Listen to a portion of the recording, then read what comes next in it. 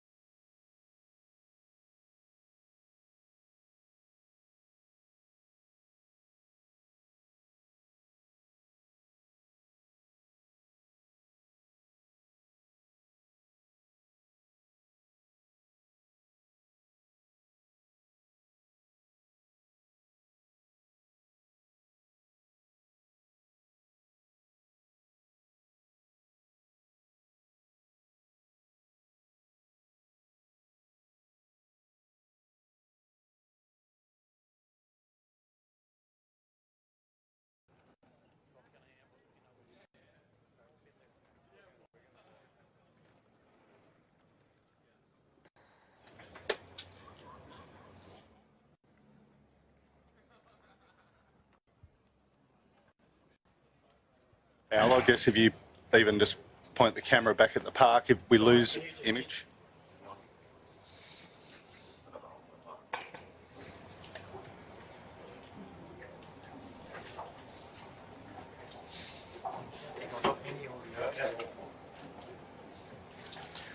Yeah, no, you've lost something, haven't you, Chits?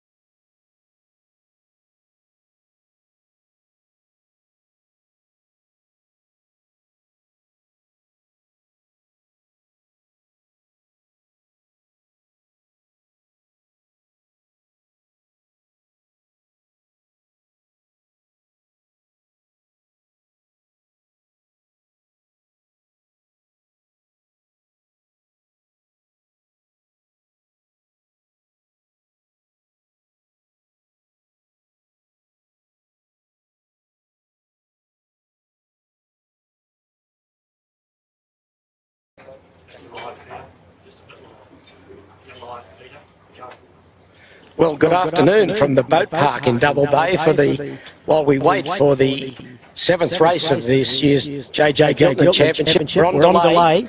There's been very little wind this morning. It's been out of the northwest into the west, and now it's just come in from the east-southeast perhaps, and the AP flag is still up ashore.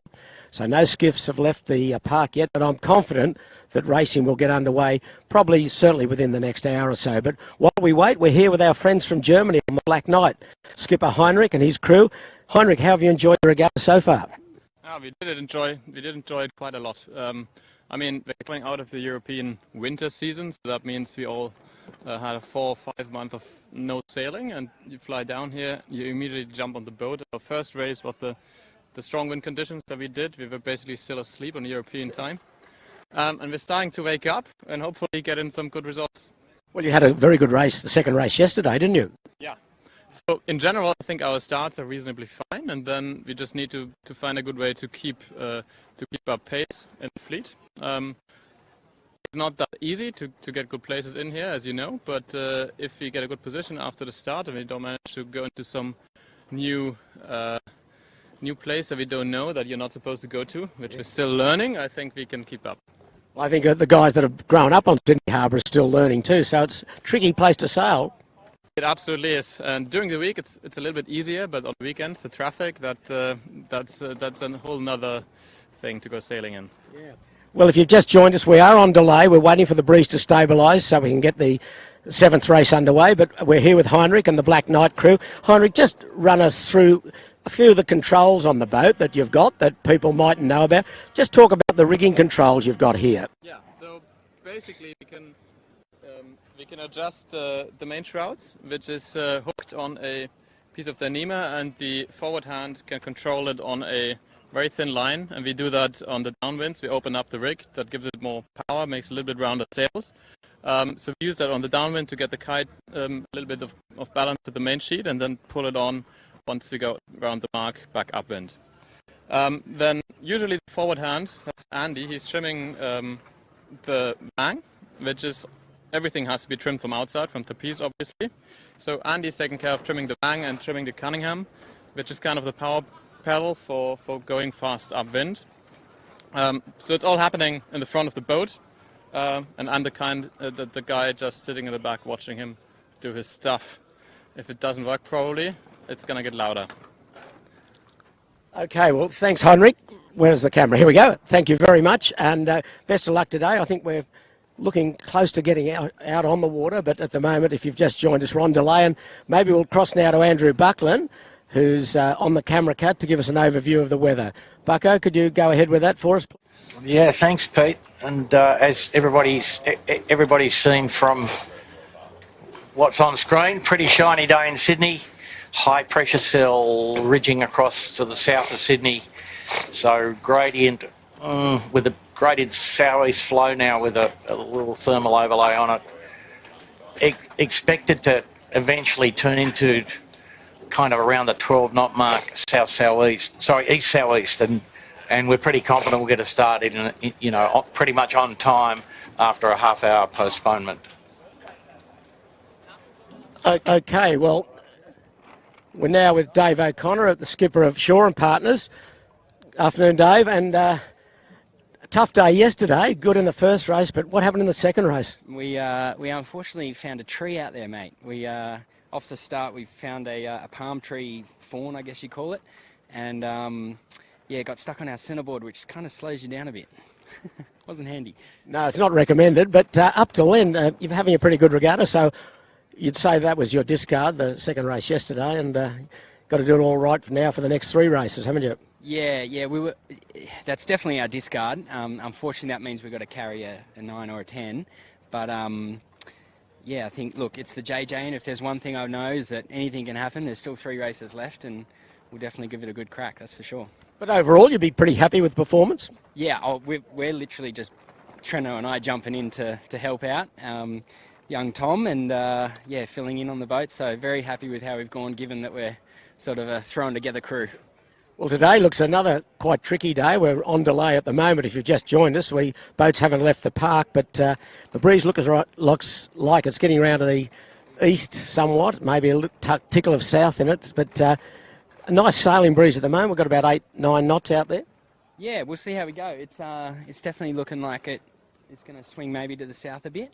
We might get on the southeast course or the southerly course. I think it'll be good for us to stretch our legs and sail on a bit more of the harbour, and yeah, we'll see how we go. Yeah, it's a full-length course today, of course. We had the short races the last 2 days, but today full length. Yeah, full length, which means you've got to probably use a bit more of Treno and my history, understanding where to go on the harbour and everything, and see if we can pick a few shifts, and yeah. Yeah, probably a few more passing lanes than the shorter races. Possibly, yeah, and it just really depends how far south it goes. And if it goes more south, then there's definitely more opportunities. If it's east, then yeah, we'll see what happens. Well, the committee boat's left the dock, and it looks as though it's steaming out towards Taylor Bay, where the start for the southeaster is. So maybe in half an hour or so, we might be underway. Hopefully, yeah. I might go and get some sailing gear on then and get ready to hit the water. All right, we'll let you go. Stay away from those trees, and good luck today, Dave. Cheers, Shivers. Have a good one. Okay, that was Dave O'Connor, the skipper of Shaw and Partners, and if you just joined us, you haven't missed anything. We're on delay. The boats are still in the park. due to the fact that this breeze hasn't stabilised. It's been early in the northwest breeze most of the morning, and then it got into the west, and then it collapsed completely, and now it's gone into the probably east-southeast, where in Double Bay we get a little bit protected here, but looking out on the main harbour, there's breeze out there. It's probably 8 or 9 knots, so the AP flag is still up in the clubhouse, and so, as I said earlier, the committee boat has left, so I don't think we're too far off getting that AP down and then getting out onto the water. So earlier today, I spoke to a couple of the skippers. Maybe we could show those now and see if Chits can bring them up. I spoke to John Winning and Michael Coxon, and we'll see them a little bit later. And we'll talk to Michael Coxon now. He had a very good day again yesterday, and he is currently the tide leader. So here's Coco and what he had to say a few minutes ago.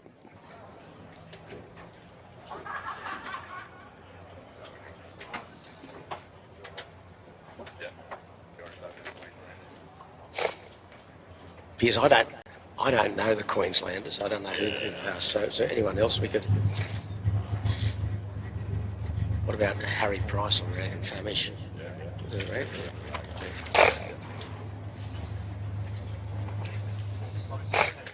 Buried, and next thing you're up amongst them at the top mark. So your speed's good. Yeah, can't complain with the speed. It's just it's a dogfight out there. Actually. Sorry? Like it's really hard to muscle the boat Okay. around. We're finding. I think we're probably a little bit underweight now with a few of the crew changes. We've got Jozza, who's thankfully filled in for Ricky Bridge, who's done his knee, and I've dropped a few kilos, which I usually do around this time of year. I don't know what that's from. Nerves, perhaps, nerves. Oh, perhaps, yeah, or maybe doing a bit more exercise than the norm. But, yeah, so I think certainly it's a battle upwind and you're having to fight for every point. But we've been thankfully getting out of jail with our downwind performance, so that's been nice. So today, it looks like it could be tricky again, doesn't it? Oh, it certainly does looking out there. I've only really seen a forecast on sea breeze which said southeast, and at the moment, yeah, we're in the northwest. Northwest, yeah. So not too sure what might play out of it all that, but anyway, I guess we've just got to get out there and see and hope we pick it right. All right, well, best of luck for the rest of the regatta and good luck today. Thanks very much, Shivers. Well, we're here with Harry Price, skipper of Rag and Famish. A better day yesterday, Harry? Yeah, it was good. Got a 4 and a 2 yesterday, and yeah, I mean today looks like it's pretty fluctuating. So we'll see how we go. And what do you put your performance down to yesterday? A little bit better? Or did you change much or anything? Look, nothing's really changed. I think we had a good end of the regular season. Finished off with a couple of wins and sort of came in with a bit of expectation, but just didn't deliver early on in the series. And now, I think the pressure's off right now, and we're starting to show what we're capable of. And we've got 3 more races, and hopefully we can get off the line nicely like we did yesterday, and then it makes it a lot easier. And you're still in touch on the point score, maybe a couple of points adrift that you'd like to be, but you're still there, aren't you? Yeah, look, I mean, it's happened to us. We've got a couple of big scores, so it can definitely happen to everyone else. So, we just go out there and try and get minimum numbers every day and see how we go. It's been a good series. I mean, all the heats, I think Andrew's the only one that's won 2 heats. Yeah, look, it is. I mean, there's 5 different winners out of 6 races, so that's a hell of a lot better for the whole fleet compared to last year where they sort of just wiped us all. But, hopefully we can get on that board as well to get a race win this week. And, yeah. Well, I don't think we're far off a start. The breeze is in quite nicely now at the moment, probably about 8 or 9 knots, so it looks like it'll be a good day's sail, wouldn't it? Yeah, I mean, it sort of was looking a bit weird this morning, and we had a few boats flip-flopping in the boat park, but now it's sort of settled in some direction. And I think, maybe the forecast is slightly to go to the southeast, so that's generally a nice breeze when it's sunny here, and hopefully it is nice. All right, well, good luck today, and see you out there. Good luck, Harry. Thanks, mate. Cheers. Okay, if you just joined us again, we're still on postponement here. We're all in the park. All the boats are still in the park. No one has left yet, and they're all waiting. They're all on big rigs, as you'd expect in these conditions. And Andrew, what are you seeing? You seeing an uplift in the breeze at all? now, it will be fine. Double-figure wind speeds in the gusts and pretty stable east-south-east. Okay, well, we're just milling around in the park, and there's go for a walk. We might see Ian Murray. He's over here. We might get a quick word with Ian if we can. And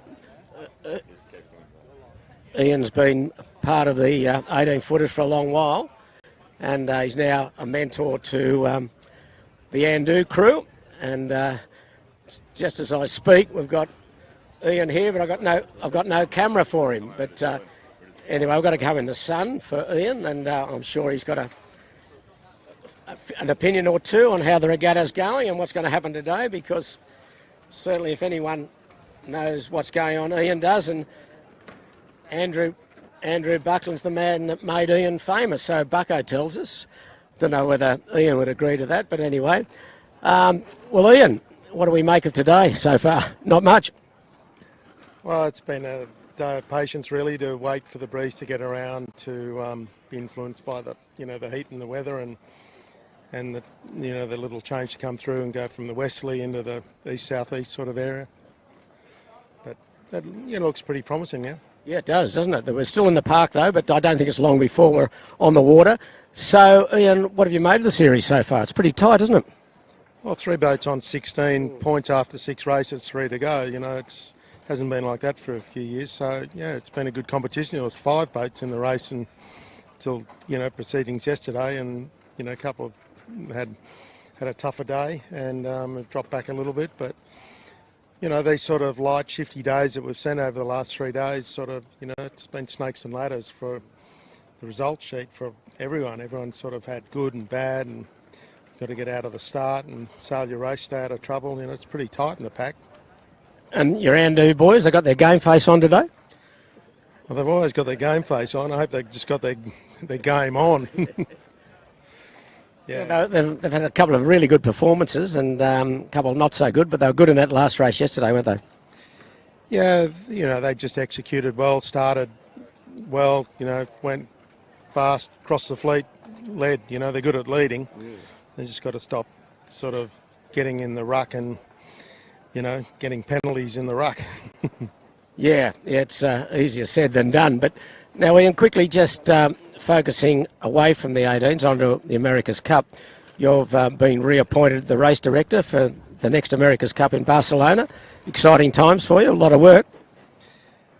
Yeah, it's a busy world out there in professional sailing, Sail GP, America's Cup, and, the ocean racing around here. So, it's amazing, really. It's just it's amazing sport sailing. It provides opportunities for a lot of people over a very long period of time. So, the America's Cup and Sail GP, they're leading the sort of technology world in fast boats and foiling and all that sort of thing. And, it was kind of like when you and I started, we'd go to Bradley's Head and watch the fast boats, which were the 18-footers, and commercial sailing, which was with the sponsors and everything. And, here we are. We're still here in the park with the 18-footers, and the America's Cup has more adopted, what's been happening for, centuries here with the skiffs in the harbour.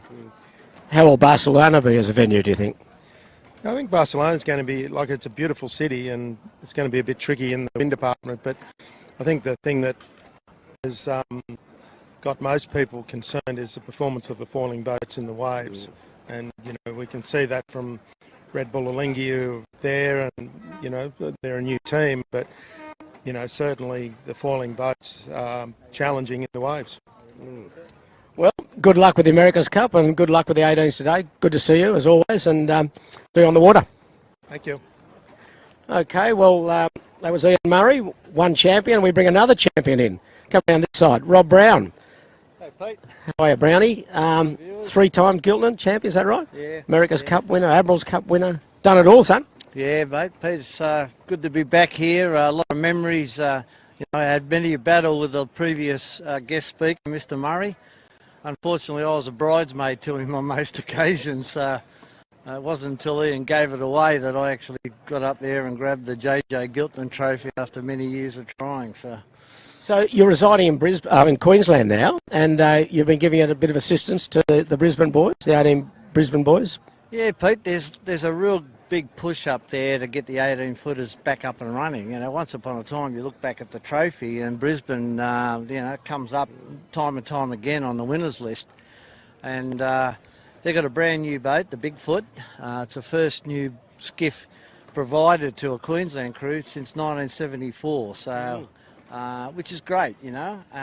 Dave Hayter and the boys on the Bigfoot, and the good thing is there's some really good young sailors coming through. Josh Sloman on SeaTech with George and Angus on the crew.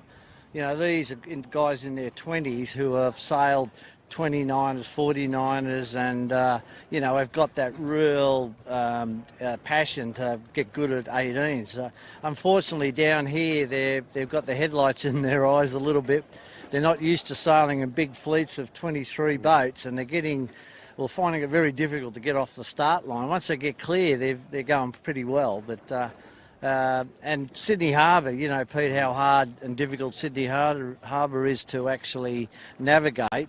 They're finding that a little bit difficult, and I've just been telling them, you know, keep it simple, get clear air off the start lines, and don't get where the breeze ain't. It's quite simple, isn't it? It's the old story, isn't it?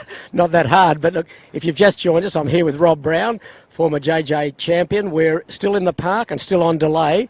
The ferry has left, the starting boat has left, but the skiffs haven't left. So we're still just waiting for this breeze to stabilise. It's looking out here, Rob, from the park. It looks like a nice sailing breeze at the moment, doesn't it? Yeah, it's in the east. You know, we've had westerly flow all morning, and if you look up at the clouds, the clouds are still coming from the west. So the southeasterly or the southerly airstream hasn't come through yet, but I think all predictions are around 3 o'clock it's supposed to change, but who knows. But look, there's a nice little easterly out there, and I think the race committee are just hanging off, waiting to see if it actually does go around to the southeast. So, you know, I think it's good that they're ashore and not hanging around out there.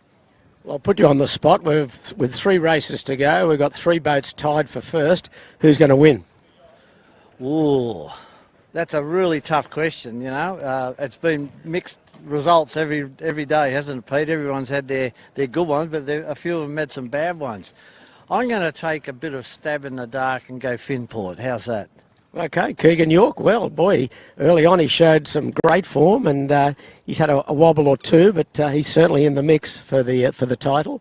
And Rob, so are you doing any sailing up in Queensland these days? Look, I did a little bit of VX1 sailing out of Royal Queensland, and those sports boats, aren't they? Yeah, nice little boat, and they've got a good fleet up there.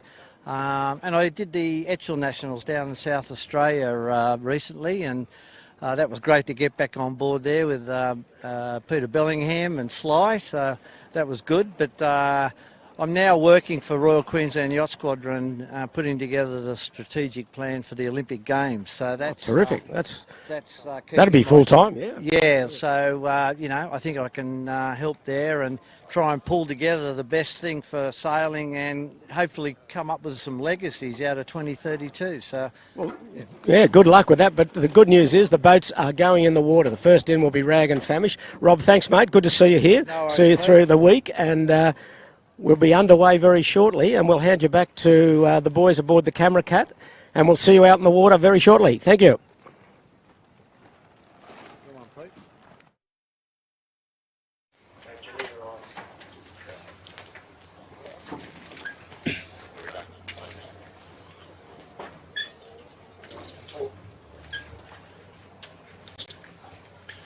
Righto, folks, so that's the end of the park interviews. The AP's been withdrawn, and so we are 1 boat in the water, Rag and Famish first out, as is usually the case.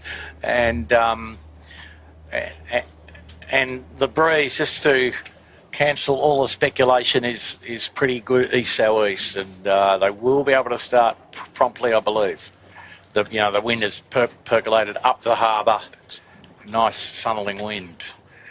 So I guess the start time might be perhaps 3:15 at best. Yeah, they were talking, Bucko, about a 45-minute delay. Normally it's half hour from when the AP comes down. Yeah. Okay. But we'll just go over the point score, Jimmy. And interestingly, as noted by everybody, 3 boats on 16 points, Noakes, Smeg and Andu. If the regatta finished today and it was a countback, Andu would win on countback. Correct. But there's 3 more races to go, and we are thinking that today, just going to be nice big sail breeze. The last 2 days appear likely to be medium range second rig, so around that 14 knot type range. And here's the point score up in front of you all. As you can see, and in no particular order, Noakes, Smeg, Andu, and then in order, Finport, Yandu, Shaw and Partners, Rag and Famish, Lazarus. And, Shaw and Partners probably can't win from there, and 25, and Rag and Famish on the same amount of points. Hard to win from there, but possible.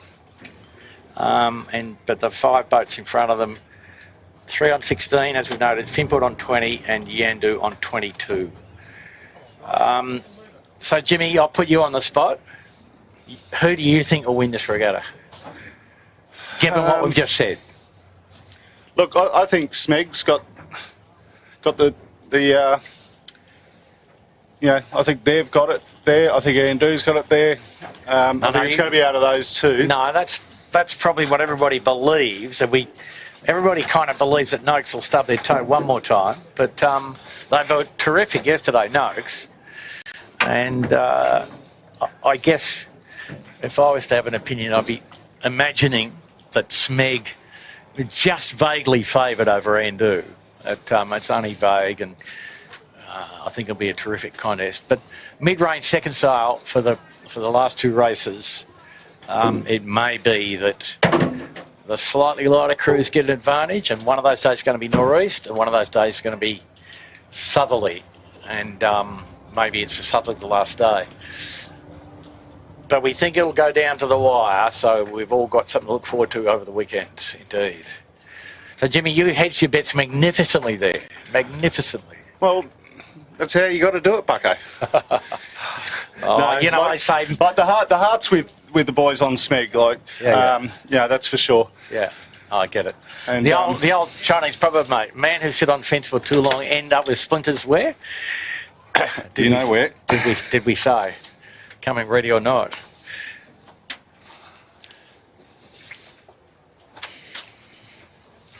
Yeah.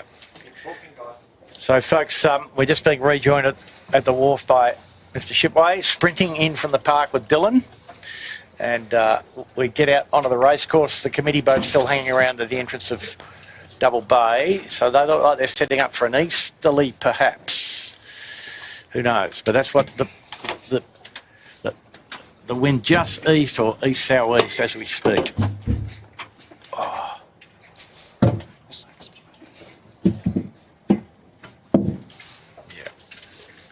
So the boat's just getting in the water, as you can see on screen. Everybody rumbling to get out now, and it's a pretty narrow little slip down through the seawall. Widened at great expense, but not widened enough for 2 18-footers.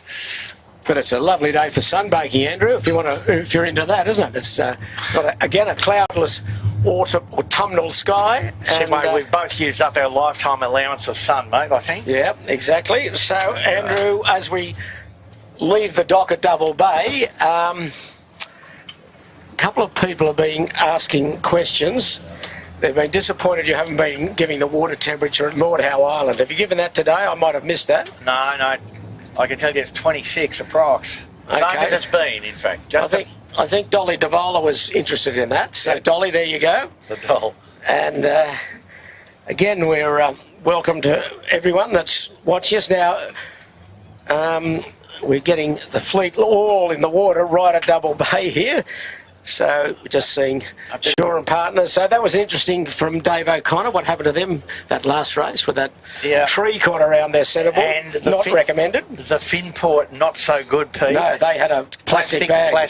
Yeah. Same problem, debris, and not recognising it. And there's a time on the water job where you know if you've sailed your boat enough that it doesn't go that slow, you know. Just hearing from the WA guys, apparently Rolo's on Team Japan, so... Oh, what could possibly go wrong Scotty there? Glaskin's put $1 on for him for Team Japan. Rollo, Save your money, fantastic. Scotty. How good's that? And I'm just getting a few messages Grant's son, Roller son. that I've seemed to have lost here. But anyway, my great technical skills will get it back, I'm sure. A fat finger error, Peter. No, my technical skills belong to Jimmy Bury. So We just bought 20 million worth of Japanese bonds, I'm didn't putting we? Jimmy under pressure. Pete O'Connor, nice to hear you back watching again. Ian Barnard, Rob was an electrician, draftsman with Sydney County Council back in the day. Well, you certainly knew him there. Nipper Henderson's back with us again. Tech Hardware's watching. Hello to you guys. Mick Ralph on the Gold Coast. Hello to you, Mick. Keith Statton's back with us. Angus Roxburgh is still on the train station looking for a train, I think, up in Queensland. Hello to you, Angus. Richard Jaffray, hello to you. And West Wales, Leighton Price, hello to you, Leighton. Andy McIntosh is with us again from Thailand. Dave Hogan, yes, he could swing east. Well, you might be right, Dave. I think it's looking that way at the moment. And then Olivia Dameron is with us. And I just wonder whether our little friends from Cumbria haven't got a pick today, so hope you're okay over there. You may be snowed in. I know the weather's been pretty extreme in England. They had to go to school, Pete.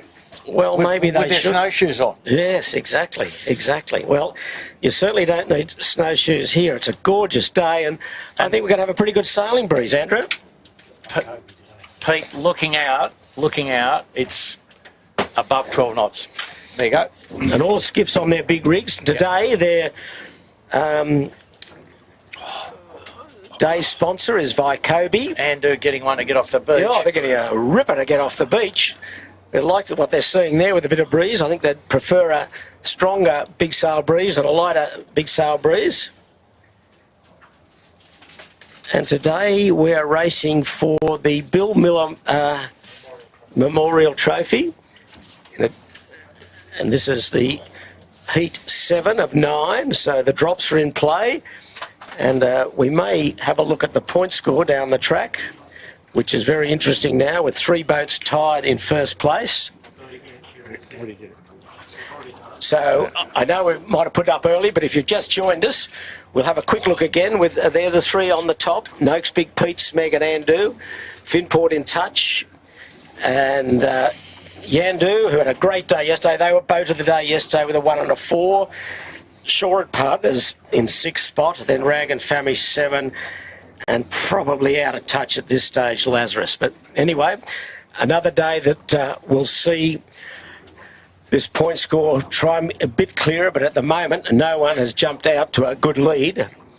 So, Andrew, a good day yesterday sailing, and it looks as though we're going to have another good day today. No, today will be a cracker. It was worth waiting, wasn't it? It's got into the southeast here in Double Bay. I hate waiting, but here we go. We now got what the models all had. Basically, 135 compass wind southeast.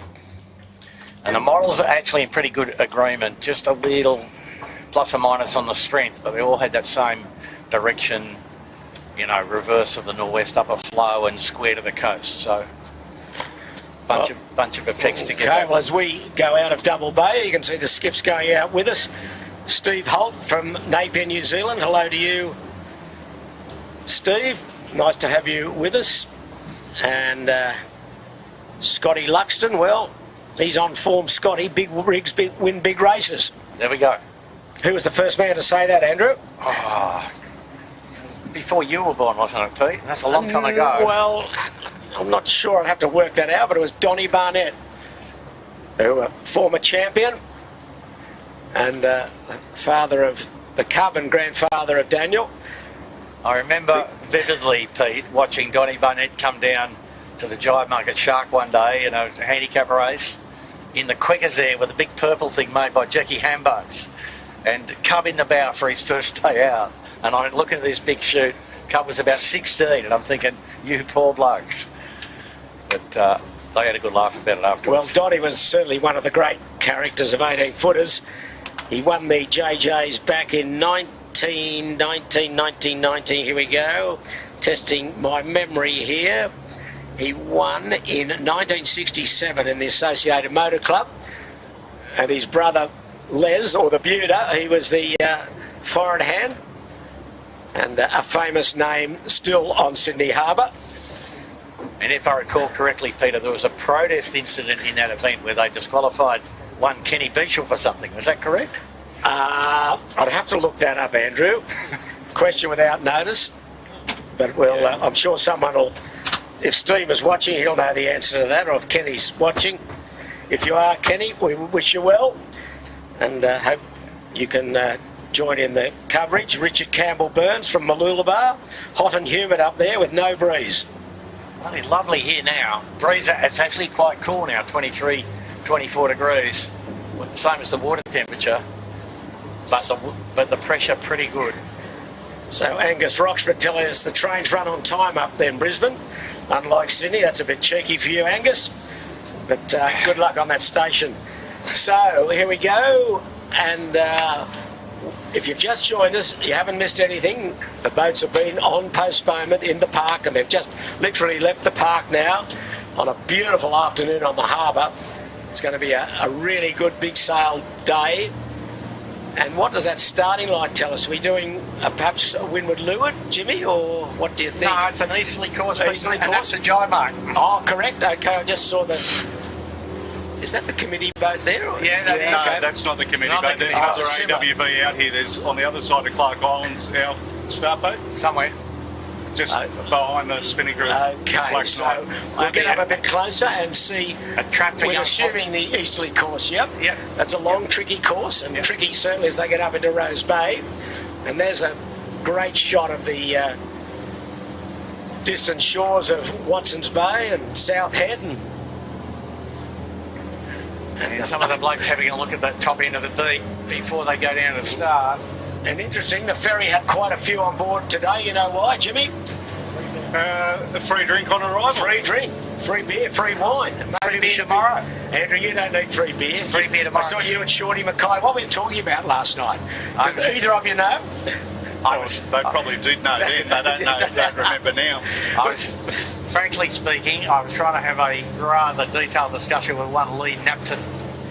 Well, it's good to see Shorty there. It's always good to see Shorty. And he was in form, I can tell you that. Lee, of course, and Pete Mackey, they were all there, and good to see those boys. We've got a team down from Gosford today. So, Pete, and one piece of news out of that conversation was that Shorty and Napo are going to sail in the Manly Graduate State title. That's right. With Napo on the wire. Shorty told me that. It took him about 10 minutes to tell me, but I got it out of him at the end.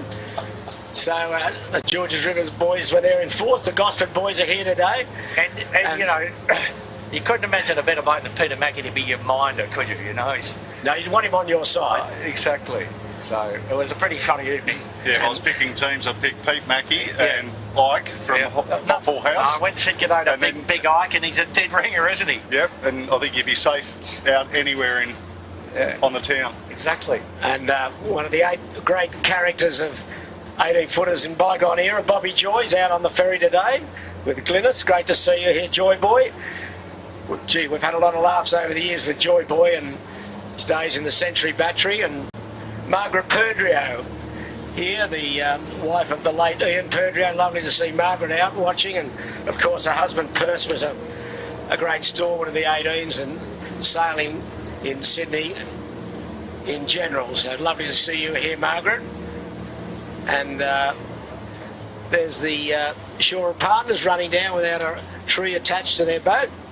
Birkenhead Point Marina, they very good on handicap yesterday. They had a 3rd overall for the day on handicap. And that's the scene looking up into Rose Bay, which will be the first windward leg. So we got any confirmation on course, Jimmy? Do they have flags up? They've got flag 2 up, and we're now heading over to where the easterly start traditionally is, which is off Robertson's Point. So we're just following the start boat, not on camera at the moment. He's got the AP flag still up, which you'd expect. Okay, Andrew, time for trivia. You ready? Not really. Well, you better be. Woody Winning, who was highly successful yesterday, 70 years young. He won the Inter-Dominion 12-foot skiff title. What was the name of his boat and who was his crew? bloke was called Yandu. Peter Gardner. Half right. Half. I'm not telling you which half. No, it wasn't Gardner. Anyway, you don't rush. What year was it, Pete? Help me out. 72, 73, I think. 72, 73, or maybe 73, 74. With another Peter. Andrew, you've got all race to think about it, and don't go onto Google, okay?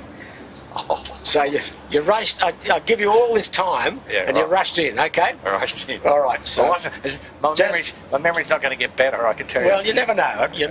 Something might spring up at you.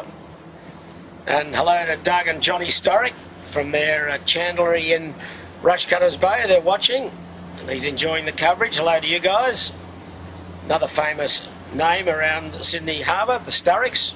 No relation to Jock, but yep, the most cheerful chandlery in Australia, that one, I reckon. Beautiful. Cole Bailey. Hello, Cole. Nice to hear from you. Cole, a shipwright, timber shipwright. We've got a message here from Mitch Miller, Bill Miller's grandson, checking out the action today. Well, that's Lars. Great. G'day, Mitch. Yeah. Hangs around the Middle Harbour Skiff Club these days a bit, Pete. Scotty Luxton was on the case. He wanted a trivia for the day. Well, we've given it to him, Scotty, and as usual, he's failed at the early first hurdle, but he's got a few more jumps to go yet before he gets a right or wrong answer. So there's the committee boat, Jeremy Whitty and his team. I might go for the dial a friend, Pete. Dial a friend. Have you got many friends, Bucko? Or have you got a phone? I've got a phone and some friends. Well, you're going well. Yeah. Going well. There's the committee. There's Jeremy with his head above the canopy there, just looking back. And, gee, the breeze is nice, Andrew, isn't it? And they've got the pick in the water. I hope they know.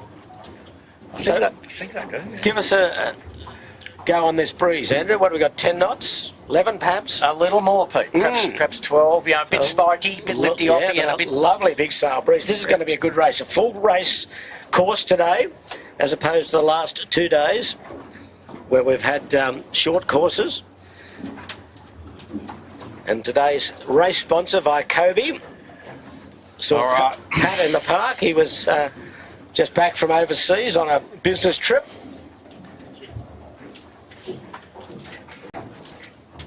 So now, Peter, I was right. The crew was a bloke called Peter Shipway or something like that. Andrew, I just tell you, you're rushing into things. You're getting so excited with this trivia. You're desperate to get the answer, aren't you? We won't go there again until after the race. All right, fair enough. Okay. I'm not saying you're right. I'm not saying you're wrong. No. Anyway, what's happening here? There's the. Well, the committee decided that they think they might be able to get a start line in about 500 metres away from Robertson's Point. So, sorry, what was the tide? You may have mentioned it earlier. We got a high at what time, Jimmy? Low at 4:33 of 0.3 and a high at 10:43 p.m. of 1.5 metres. So in the last hour and a half so of the ebb. a bit of ebb, eh? Yep. Okay. Correct. So this is going to be almost a perfect day's sailing, you'd say. There's the Rag and Famish. They've really got to pull a few things out today, the old Rag, to keep in touch on this point score. Yeah, it's interesting, Pete, isn't it? You know, everybody's still optimistic. You know, even if they've got a sort of a 10-point arrears, they're all thinking they can still win it, which is pretty impressive. Yep. So it's probably a race in 5, isn't it? You'd think, or maybe 6 or 7. We go down to 7, probably 7. After that, it's probably you doubt whether anyone could jump back into this event, but it's all close. It's not like the guys in front of them are likely to be horrible. Stubbing their toe. So, Pete, you see what we're looking at there wind-wise. It is just a notch stronger than it was the other day. Perhaps even little bits of 14.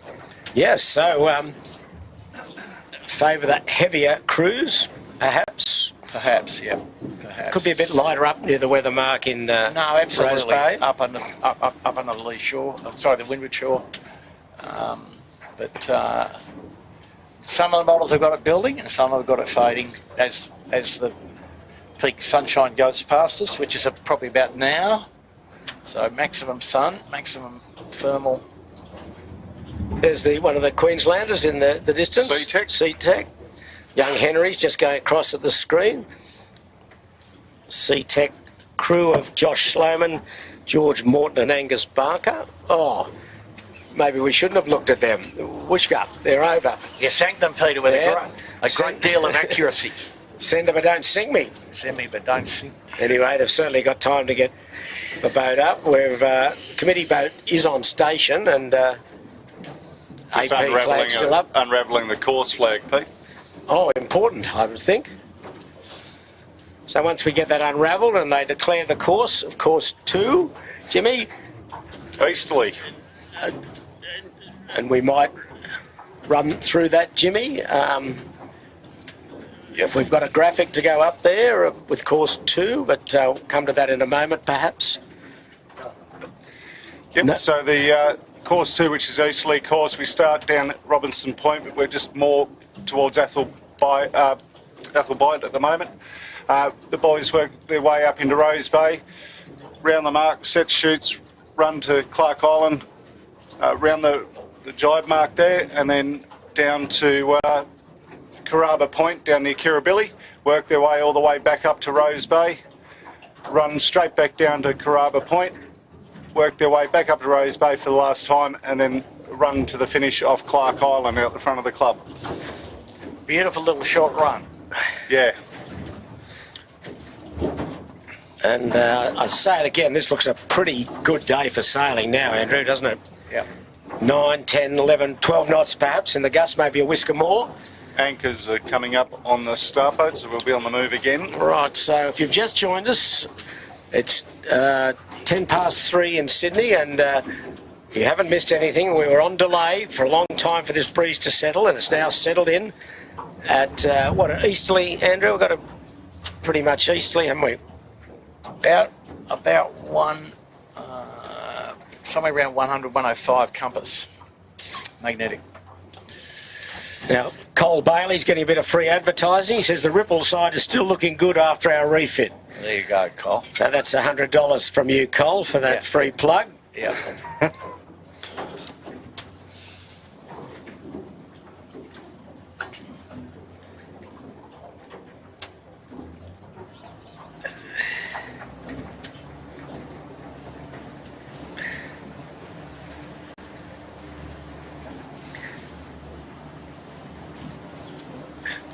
Daniel Turner, his money's on Harry Price today. He said he looked fast in his interview. Wow. Nice one, Ruffy. Yeah. Back to work.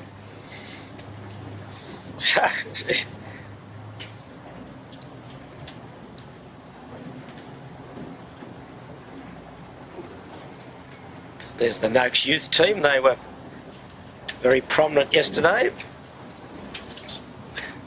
In the second race, I think they had 11th and an 8th, so rounded off a good couple of races there for them.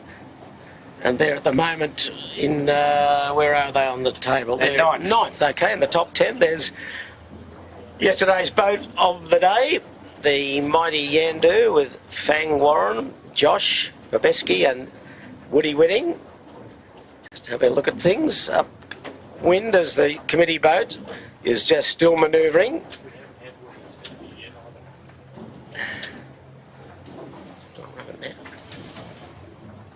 Good now. Well, while we're looking at Yandu, a little bit earlier today, before they left the park, I spoke to the one and only Woody, and let's see what he had to say about yesterday and other things. Well, Woody, a terrific day yesterday for you, 1st and a 4th. Must be happy. Yeah, over the moon, you know. I think Fang said after we finished first, he said, I think that's the first heat of a JJ he'd ever won, so... It's not the first you've won, but it's still a terrific effort, wasn't it? Well, it's been a while since I've won one, so it was nice. I was only thinking the other night whether I'd ever win another one, so it was, yeah, made the day for us. But, you know, you've been on the harbour as long as anyone. I mean, it still plays tricks with you out there, doesn't it? Yeah, and as I said, the two of them work well together. I sort of struggle. They don't have a lot of flexibility in their neck or anything, and seeing what's going on. But they're all over it. They're, you know, watching all the time and just dug up for 100 metres and to get into something. It's just just fantastic sailing with them. Well, your son's equal leader. Can you run him down and get the job done, do you think? Fair income stakes? Probably no, but, anything could happen. Well, if you sail like you did yesterday, you're a big chance. Yeah, we certainly put 3 good races together. Anything could happen. You know, we're not giving up, but as I say, we're having ourselves on if we think we're favourites or anything. But well, 3 races to go, and it's going to be could be tricky again today, couldn't it? Nice and poopy out there again today. It was like yesterday was pretty much champagne sailing for most of it. We got a little bit fiddly that second race, but beautiful conditions really. Well, mate, I know you've got a lot of supporters out there. Good luck, and we'll see you out there. That's all we need, a little bit of luck, and if we don't disgrace ourselves, that's all that matters. Am I still on standby crew or reserve crew? I thought you burnt your trapeze belt. Good luck today, mate. See ya. Okay, well, that was Woody's thoughts for the day. And one of the really good guys of sailing on the harbour. And breeze down a little again, Andrew. Yeah, so as usual, when at the onset of this sort of new turbulent flow, it tends to be strongest in the first half hour, and I could suggest that it would have been better probably for the boats to have been brought out earlier, because this breeze may start to fade away quicker than the models have had it. And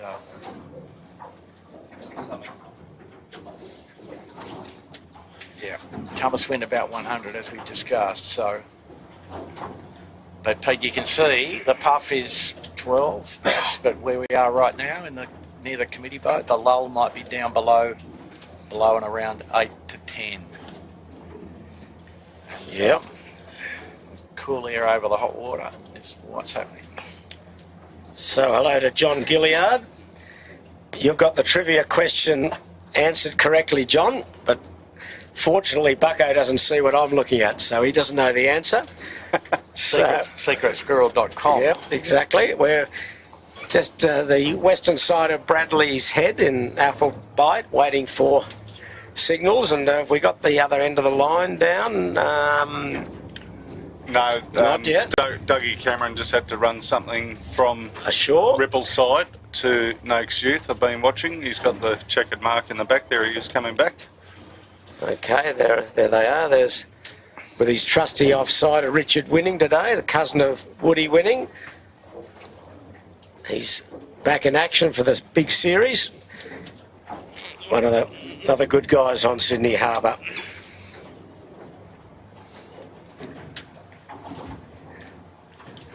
And this breeze, well, there's some, as you said, Andrew, where we are, it's quite light, but at 200 metres upwind, it's quite windy again. A lot of white caps. Bit of joggle here from a powerboat or 3. Yeah, and getting into the last 45 minutes of the tide, so that effect will slowly dissipate. So the boats just going upwind in the left look very well pressured up.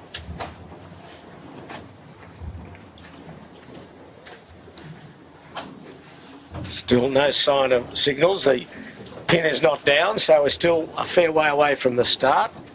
Just sailing past the Canberra Cat is SeaTech. They're up and going after their capsize a little earlier. Cooling off. And there's a nice puff coming down the starting line now. So an easterly course, full course today. And Noakes Youth replacing their spinnaker. Must have torn it in their pre-start trial. A bit disappointing.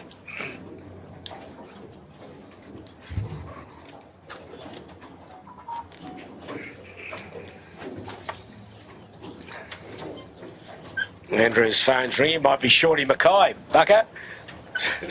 No, it's Napo saying the check's in the bank. Something like that. What for? Advice? You should be paying him. And possibly, Peter, possibly. Do you convince him for your two-hander?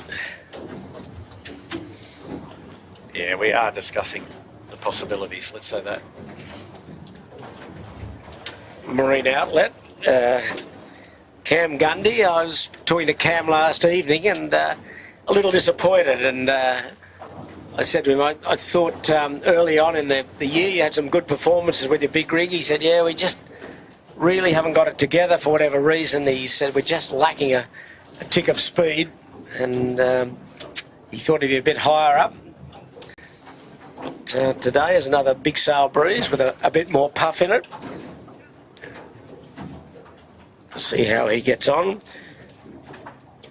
along with Johnny Walton and Marcus Sampson. That's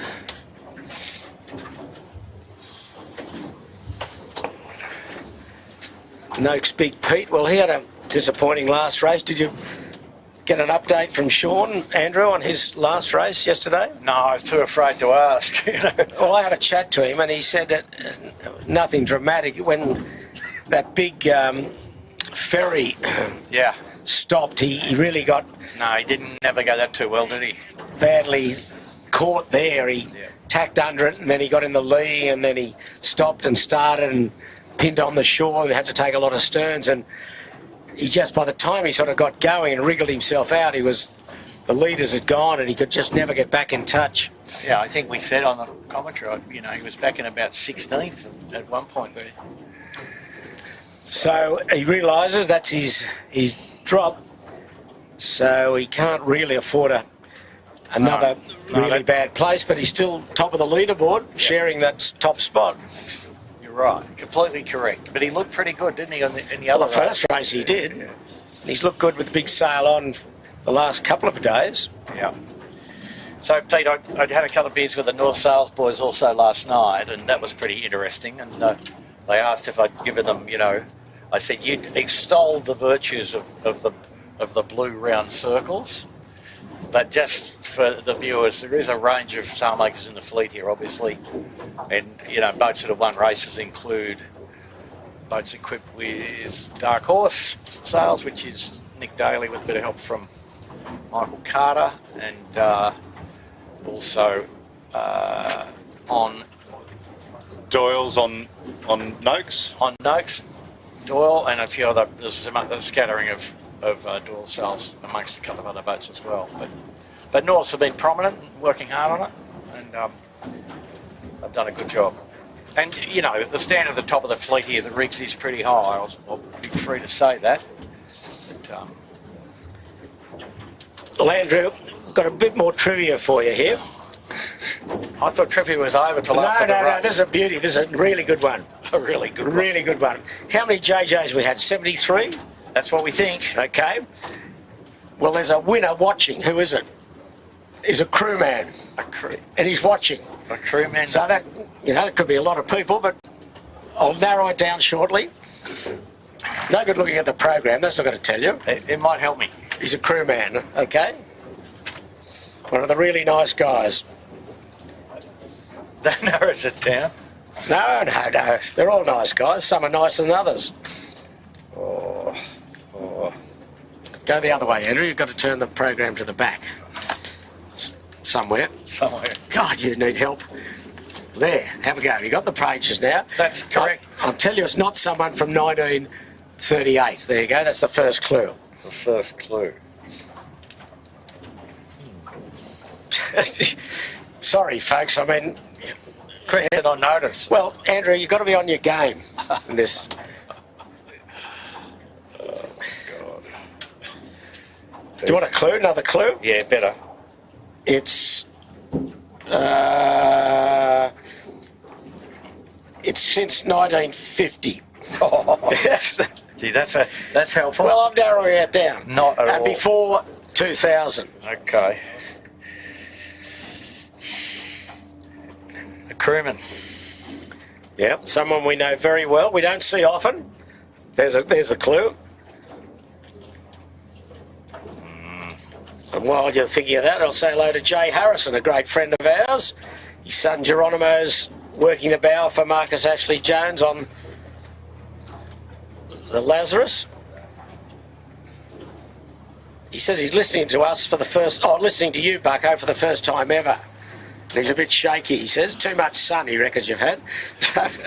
Who was this? Jay Harrison, but that's not the answer to the question. G'day, Jay. Yeah. So we normally see Jay out in either his fin or his yacht. So, Andrew, how are you going with the question? Former JJ champion. Taking it on notice, Pete. No, I'm going to get to you before the race starts. We still haven't got signals yet. The AP flag's still up. Okay, it's between 1970 and 1980. There you go.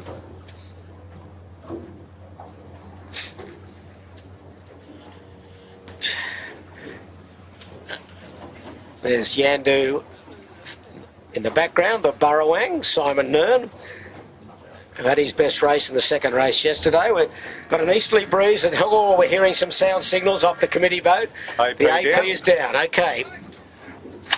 Willie Morrison. Willie Morrison, hello to you, Willie. Wrong. But I'm sure you're enjoying a schooner or three up there, Willie. G'day to you. Another one of the great characters. Up at Lake Cat-Eye. Yep. Okay, Andrew, I'm very disappointed in you. Still. Well, hello, I'll let you into it, Andrew. Hello to Kim McDell. Oh, g'day, Kim. Watching from New Zealand. Fabulous. I was thinking of an Australian crew. See, I didn't say Australian. No, you see?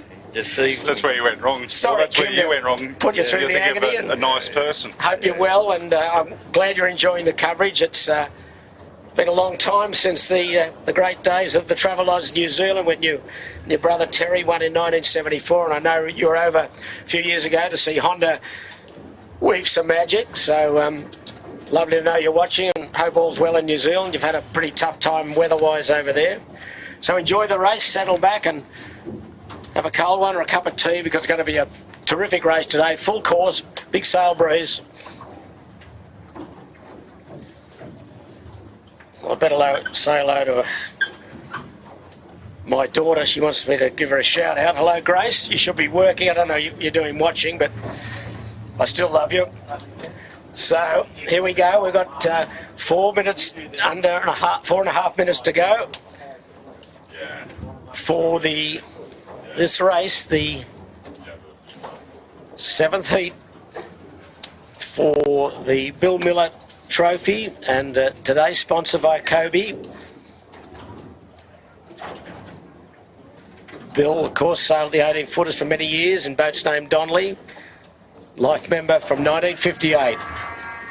4 minutes. Our time is very accurate, top right of screen. And Andrew, give me a look at the starting line. What are you thinking? It's pretty good. Which way do we want to go? I think we got to get onto port. Onto port, okay, out in the midstream a little, yep. Yep.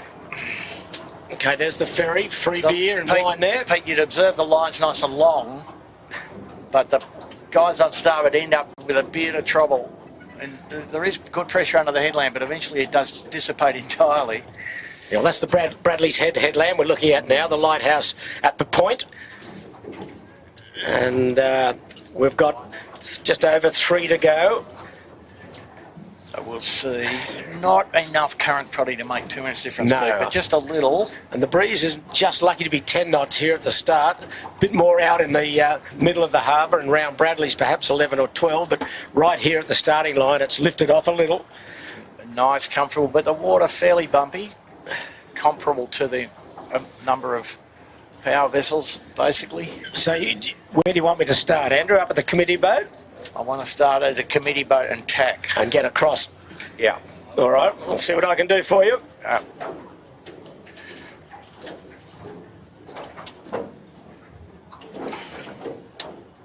So this will be pretty interesting. Who's good at starting in the boat, Jimmy? Well, Andrew is relatively good. What it was last year. Fisher and Pike's had a couple of boomers. Yeah, Fisher and Pike are pretty good at starting. Finport's been known to pull one off as well. Yeah. Lazarus has been Prominent as well. Yep. This week. Yep. I think what's happened on Woody's boat though, Pete, you know, Josh and Fanning are encouraging him to start a little bit towards the middle of the line and having a choice of which side to go, to some degree. Let's see what happens. Just inside 2 minutes. Well, that's the committee boat there at the bottom. That's our camera cat to the bottom left, but you can see the committee boat not quite laying to the breeze. Enough ebb just to keep but gee, there's some good pressure out in the middle of the harbour near towards Clark Island. Yeah. So we'll see. And the breeze probably going to turn right a little bit as the day goes on, Pete. Well, you'd like to be getting out there, and then if that's the case... Yeah, that's the reason, part of the reason. But what the good news is, looking upwind between the starting line and the weather mark, I can see one ferry that's going to get out of the way, and it's a clear runway. Famous last words, but let's hope that continues with 1 minute 10 to go. Yeah. And who's this down to leeward? It's Yandu, is it? Yeah. Yandu by himself down there. Okay, this could be significant. Oh, Lazarus is down there too, off screen. He's Port Handers. Long sound signal for the 1 minute. Yeah. Lazarus is right down there. Yeah, he'll come into screen shot shortly, but the majority of the fleet at the weather end, middle of the line. There's someone putting the foot down to go down there, 18-footer bar and restaurant. Well, the line, as you know, Pete's only about 40 seconds long, but a lot of blokes starting at the boat and a bit of a crush. Oh, Rag Famish is in trouble off screen.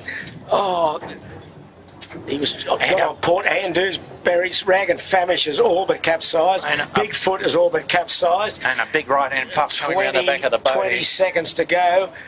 Oh, Smegs looks in good position in the middle. He's nice and calm in the middle there. And I can tell you that Andrews got out of that. Rag Famish is doing circles way behind the line.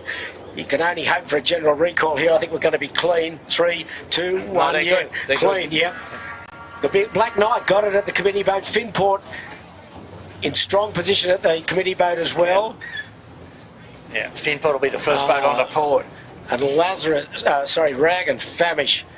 They got in all sorts of trouble with 30 seconds to go, and the pin didn't work for Yandu.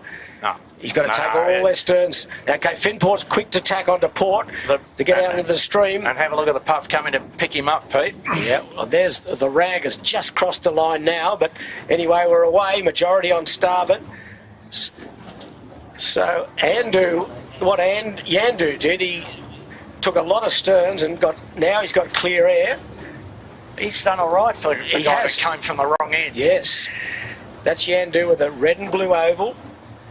And above him is the marine outlet, but there's the Rag Famish. She's given them a start. And Pete, have a look. See how little wind there actually is on the left edge up there? Yes, yeah. And Smeg's high on the left, as is Noakes Big Pete. Rag Famish, for the viewers at home, they were last across the start line by a long way, so just keep that in your mind when we get to the top mark the first time. I reckon they'll be in the top 10 of the first mark. If you go too far to the left, you get very light. Noakes Big Pete's just drifting up there now. Smeg's taken a real hard one to come out of there. He's taken a lot of sterns. Yep, the breeze is out in the middle of the harbour, not in the left. So Yandu might do okay out of that, getting across there, taking the sterns and get out in the middle of the harbour. Now they're starting to rumble up on the top of the screen, the bottom of the screen, those that went hard left. One of those is Noakes Big Pete. There's Smeg, Lazarus, Shore and Partners, Yandu.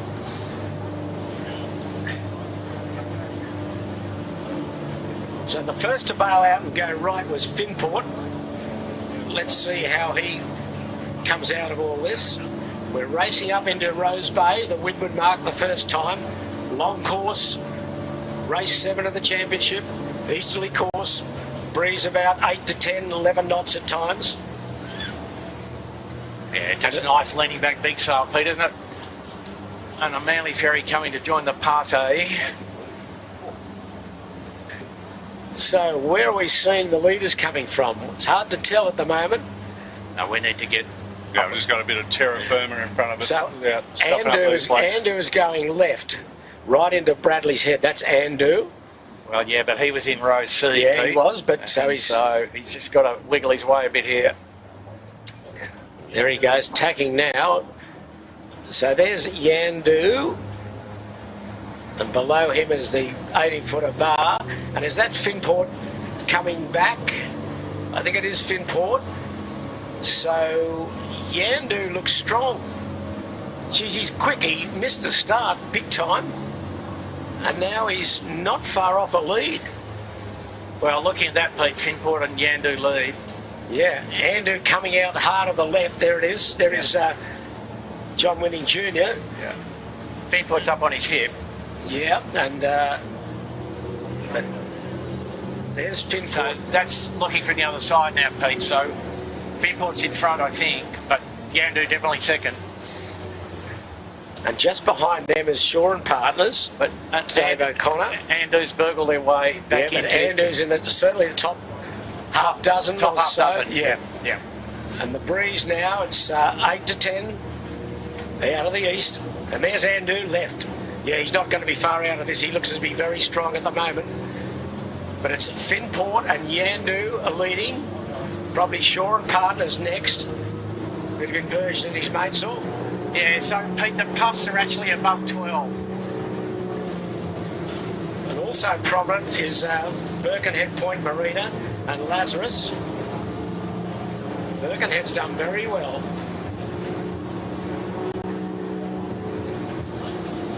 So it's a race between Yandu and Finport for the lead. And then Reagan Famish hard right. Yeah, Probably he's a long way back. Probably in about 10th if he's lucky. Well, he's right in on Clark Island. Gee, he's going to have to do some work to get out of that. So you see what happened there, Pete? Yep. Yandu tacked back, couldn't cross, so they took their medicine and got out of there. Yeah. So they're now racing left. But now where we are on the windward side of the fleet, breeze down to about 6 knots. Yeah, this is ugly here. For a couple of 100 metres. Wow. But yeah, you want to get as close as you can to Shark Island here. Yeah. Got to get in the wind that's streaming out of Rose Bay. Yeah. And the fleet's figured it out, Pete. Jimmy, I think pretty good. Well, this Yandu and Finport are smoking along. Shaw and Partners nicely tucked up in third.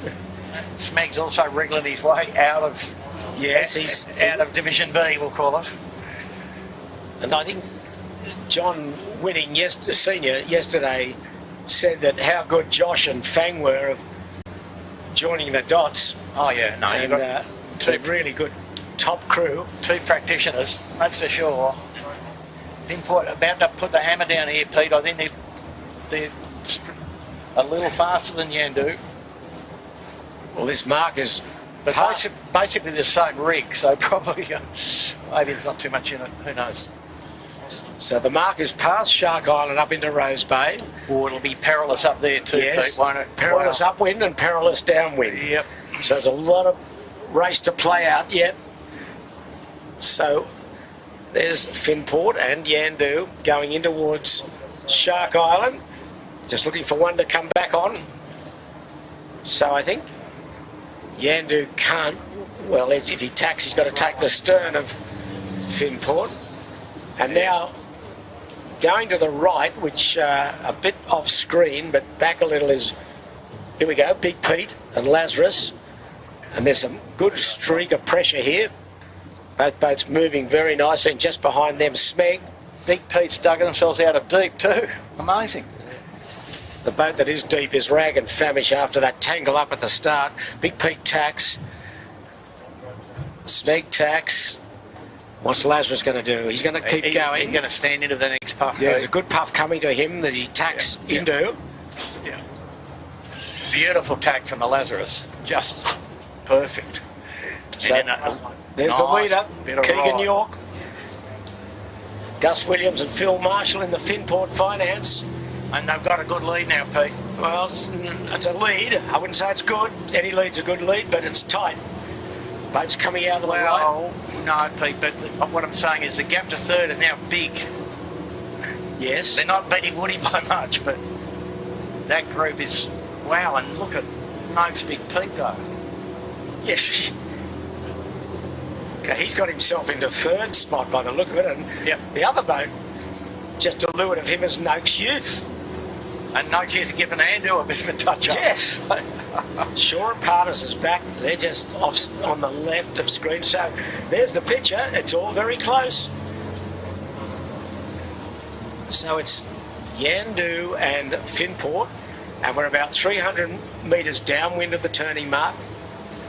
And then around this mark and then back to the jibe at Clark Island.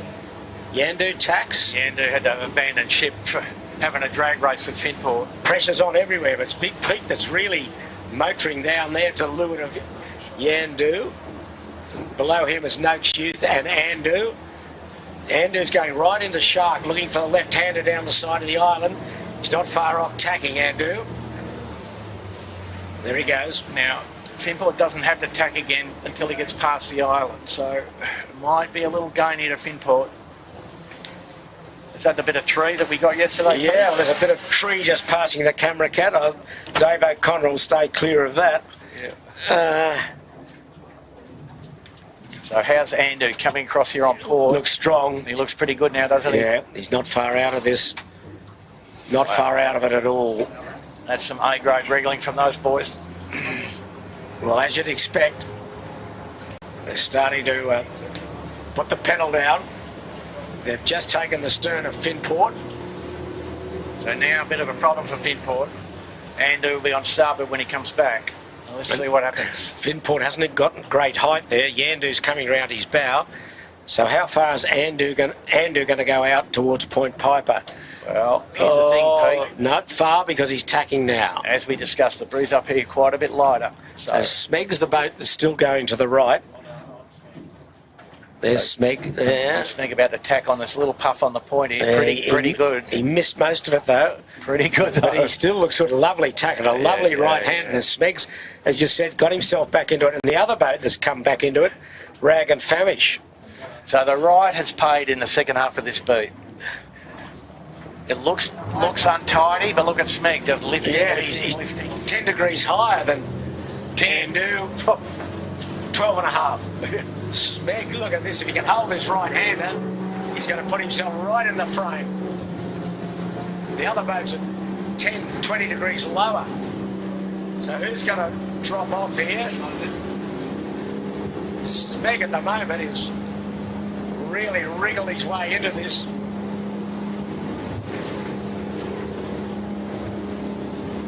I think Andu is going to be close to leading here at the weather mark. Yep. That's Andu, not Yandu, but Yandu's very close. So he's gone right out to the ley line here. Yandu tacking, not very well. No. But he's across Andu, I think. Finport tags underneath him. Andu's across both of them. Andu and Smeg could be the leaders here. Wow, that's a game. It's topsy-turvy, and there's good breeze coming out of the right. Small ladders and big snakes. Okay, we're approaching the weather mark. So Andu crosses them both. Andu across them both. Arnie, he doesn't actually cross, would he? He just tacks on his lee bow. And up. Coming in onto starboard. There's Smeg. So Smeg's going to be close to this if he can get up there. He's up at the mark. Yeah, so it's Smeg and Andu. Smeg's, what's Andu doing? They're just trying to... He's just trying to slow down to get behind Smeg. Yep. So Smeg leads. Terrific effort. Cocko.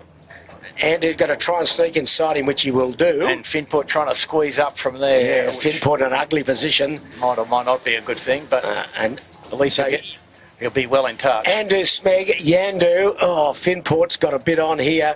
And look at Rag and Famish. He's got himself into fifth. Well, that's the right edge paying on the second half of the beat. Finport's round. He kissed the mark, which you're allowed to do. Rag and Famish. Wow, that's he's playing for keeps. Stone motherless to fifth. Oh, and Shaw and Partners got back into the game too. And poor old Lazarus Big Pete got tangled up. Oh, significantly. Here's some action at the weather mark. Marine Outlet, Noakes Youth. Oh, here we go. Noakes Big Pete is around. Just Noakes Youth got clobbered. And Lazarus, the big loser out of that. They're around the outside. Oh, Marine Outlet's nearly in. Young Henry's Burrowang's around. Hang on to a Marine marine outlet outlet. there. No, gone. That's all over. Red Gone Rover. over. They go. That's not good. Pointed towards the sky. Yeah. Oh, look. Bit hard to Oh, that pull is. it up from there. That is. Oh, I shouldn't laugh, but that is ugly. If you can have a good capsize, that was not one. So they're off. Oh, looking. Noakes Big Pete's almost capsized too. Yeah, it got pretty untidy in the peloton there, didn't it? Yes. And here come the remainder. Balmain Slakes around. And it looks like Shaw and Partners and Big Pete have tangled come up. to grief Oh, here. they've both tangled. Have they tangled up here, Andrew? Yeah, they were. Looks as though they have. They have been. Well, they still are, I think. Yeah, a raft up. Oh, Shaw and Partners let the spinning. Big Pete let the spinning go. This is a tangled mess here. Oh boy, this is disappointing. Shaw and Partners is in trouble. Have they capsized? All but yes. But they're still connected, are they, to Big Pete? Yeah, they're stuck there. Ah, this is disaster for these two skiffs. Both couldn't afford a bad place. And pretty hard to get untangled too. Yep. Look at this. This is unfortunate footage you're seeing here. Shaw and Partners is capsized. Big Pete's tangled up with him. And that spinnaker is not Yandu. It's a borrowed spinnaker. Oh, no, Noakes Youth. Noakes Youth. So don't confuse. Yandu is further ahead than that. Meanwhile, Big Pete and Shaw and Partners still tangled up, and Big Pete's capsized as well. Well, their day is definitely over. And the leaders are getting really headed as they get down towards the jibe mark. So the breeze rotating further to the right, Peter. The boat furthest to the right off screen is Rag and Famish with them. Haven't seen him yet. Finport's stayed up. Yandu's dropping their chute. I think Andu has dropped their chute. They will all have to drop to get to the Smeg's mark. dropped. So they've all got to drop to get up to this jibe mark. So the breeze has gone hard right. Yeah. There's Finport. He's still hanging on, but now it's a two-sail reach.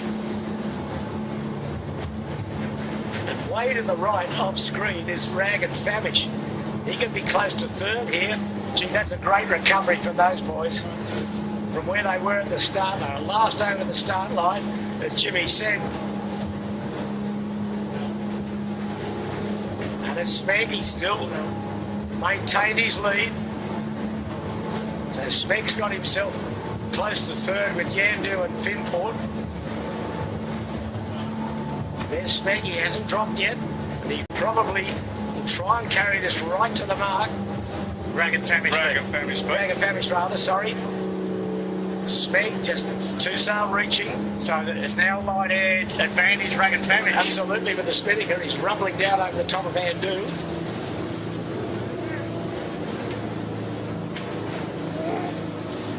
Rag and Famish, VMG running now, about to get into a path.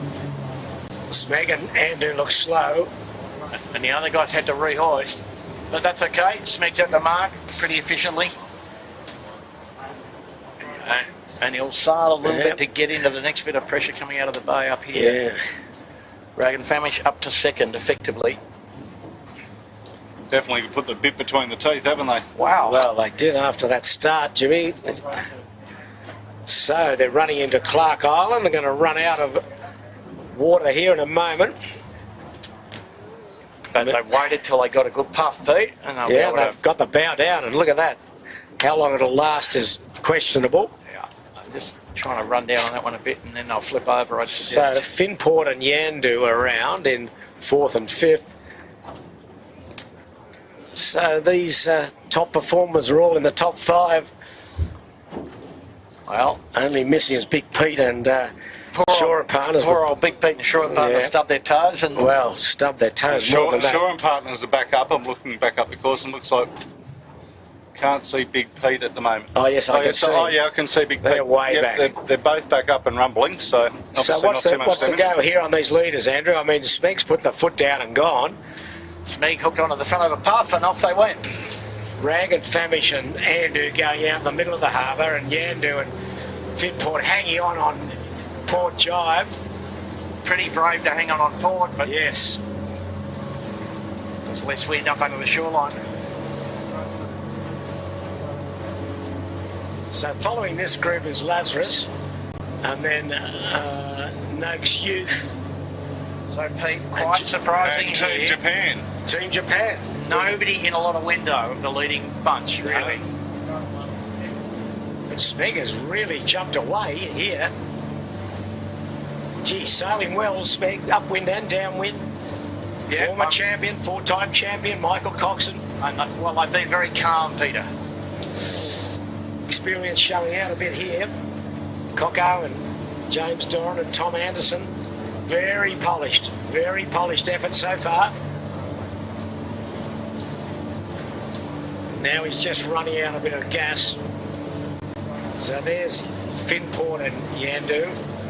Finport just about to be the beneficiary of a good line of pressure. And it only takes one good one in this sort of condition where the boats go basically wind speed. So wind speed goes up 2 knots, boat speed goes up 2 knots. So there's Rag and Andu gone across towards Bradley's head, Athelbite. They don't look powered up, but whereas Finport and Yandu way to the left do. There they are. There's a friendly power boat. Well done, sir. Stopped, just went nicely in reverse, no wake, we like him. Here we go, Finport's jibing. Board. He's going to be behind. Yeah, no, he's in front of Yandu. Certainly going to hit him by the look of that. So Yandu jibes. Not so well. Not so well at all. Come on, boys, you can do better than that. Wow. Don't know what happened there. Just got the wing in the water a bit. And Lazarus come to join the party to some degree, Pete. Yeah, well, he's been very disappointed with his efforts so far, Marcus. He just said he hasn't quite got that grunt he needs to stay with the leading pack. But anyway, he's right in the mix today. Might be a new day, new adventure for him. So the cross will be interesting. Finport and Yandu running across on starboard to converge with Rag and Famish and Andu. So there's Smeg. Smeg for the viewers, Smeg just about a couple hundred metres upwind of the bottom mark. So what's his lead? His lead's going to be considerable. 40, 50 seconds at least, I'd say. 1 minute, Peter would. Okay, we'll go for a minute. I'll buy that. He's on his final approach. So interestingly, Rag and Famish has jibed. So that's advantage Finport and Yandu. Yeah, Finport clearly second again. Yandu's jibing.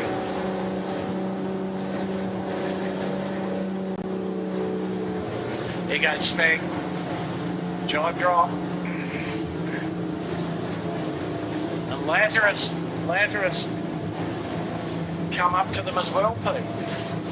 Anyway, we're on Smeg at the bottom corner. Very conservative drop.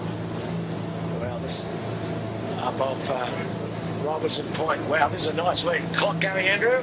Yep. No, it wasn't. You had to look at it. I had to tell you. Come on. Get your game face on. Here we go. So Smeg nicely in control. Boy, this is a good lead. And the wind at the bottom mark probably only about 9 knots, 8 or 9. Yeah. Well, if you're watching Baz, don't open the champagne yet, but the boys are doing a pretty solid job at the leeward mark the first time. A nice lead. Oh, and Finport lost out there. Look at the light air he's in. Yeah, and the other boys coming from the other edge have got a truckload. Yeah. Finport didn't join the dots there while Yandu did, and so did Lazarus. So did Lazarus. Lazarus is a major beneficiary. And there's good puff coming down here that Finport hasn't got. The Rag's coming in with the purple chute. So again, this is going to be close for second and third. And Herman and Sev haven't done a real good job either joining the dots, let's be frank. So Yandu drops, first to drop. Lazarus next to drop. Finport. And then right around the outside is Andu. A late drop and then get up on the wind. He's got the puff now. Finport just ridiculously early. And Ragafamish gets inside them all. Yeah, that was all a bit sloppy there. Little heading puff just coming down the track. Lazarus round now in slow mode. Finport round slow. Andu getting the gas of 4 boats there. Finport be able to jump out of there at least. Yeah, Andu's got to get out of there. But he's got a bit of traffic coming down with Noakes Youth. close right up. Balmain Slake and our friends, the Japanese. Anyway, clear signpost for everybody. Get right, young man, yeah? You'd think so. Yep. Yeah, I mean, Pete, the wind, absolute average wind direction now about 15 degrees right of wind at the start from the start time magnetic wind direction. Comes the leading Brisbane boat. Is Bigfoot. Oh, Fisher Piker, what's he doing? He's going to... He's coming coming off in at the hot. Harbour Bridge. He's going to get off at the Harbour Bridge. Coming in hot. Geez, he puts his crew under pressure, old Jordan, but anyway, behind him's the Burrowang and then the Royal Oak. Well, so it's sort of not a bad job. No, Burrowang did okay. Fisher and Piker did all right, really. And here comes the Germans in with the black and green chute. They've got the chute down. And looking upstream. No, they haven't. No, she's just had to duck and do. So Royal Oak around. Noakes Youth on starboard. C-Tech's around. Marine Outlets around. Birkenhead Point still spinning a half up. Now the Black Knight, they're back a bit today. So this long beat back to Rose Bay. Look at that overhead shot, isn't that terrific? And see the puffs easily on the water there. Easy from the helicopter, Peter, isn't it? Maybe these boys should get a TV or a drone each or a TV on their boat and they could see where the puffs are. Oh, wow. These are the poor blokes that have got tangled up together, Sean Partners and Noakes Blue. Noakes Big Pete. Oh, dear. Aren't they a long way back? Well, their series could be well and truly over, unfortunately, I would think, without putting a mocker on it. But Big Pete couldn't afford another bad day, neither could the Shore and Partner boys.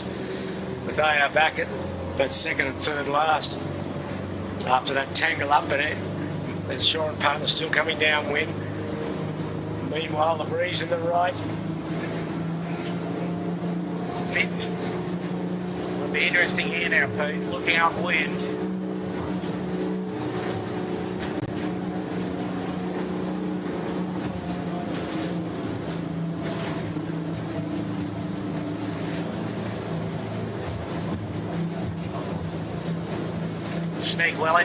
Finport well in front of Ragan Samish. It looks like it, yes. He went to the right early. And big lifting right, big hot. And also out on the right is Lazarus. Big high right. He went hard right, the Lazarus. Yep. Yandu's trying to get there as well. Yandu went left and now is in the middle. And Finport has got himself probably in the second spot, I would think. I think that's essentially correct. And he will just, I think, tack to cover on Yandu and the guys in third and fourth. And Yandu a long way back now. That's amazing, Jimmy, isn't it? What's happened in the last 3 minutes. Yandu's lost, what do you think, Pete? 100 metres? Oh, at least, yeah. They might have picked up the palm tree that Shore Partners picked up. Well, Noakes Youth looks as though it could be ahead of Yandu, but anyway, we're watching Finport in second spot. And Noakes Youth, wow, they're percolating today. They're in 1, 2, 3, 4, 5, 6 spot. Grandson Roller Son, he's up there too. So Rag and Famish still in touch, just. So Lazarus got himself to third. Rag and Famish in fifth. Yandu will be fourth. So the battle really is between Finport, Lazarus, Yandu and Rag and Famish, and to a lesser extent Yandu for second and third, but Smeg still holds a nice lead. That's the lead of Finport over Lazarus. Not much, but Finport will be constant in their boat speed over Lazarus. So but there's some big holes in this wind, Andrew. Look at it. Finport coming to some really light stuff. Yeah, he's got a transition here of about 45 seconds of quite light. Yandu behind Rag and Famish. Thanks, Chids. Yeah, but meanwhile, Smeg keeps on keeping on. He's been in pressure. And and Finport tacked in the middle of a lull. Yeah, a bit early, you'd think. No, he's okay. Is he okay? Happy with that? And that's what I said. Just a loose cover will do here, boys. Yeah, but look at Lazarus. Oh, yeah? You're to an outturn to some degree in this sort of stuff. I mean, you know, Smeg's showing them what's about to get there to some extent here, Pete. Smeg's a good minute in front there. Gee, there's snakes and ladders that now that Lazarus has jumped out and got that lift early, Finport's still trying to get the lift up on his hip.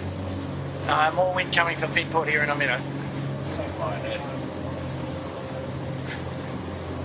Good yacht race though. Well, a very good yacht race.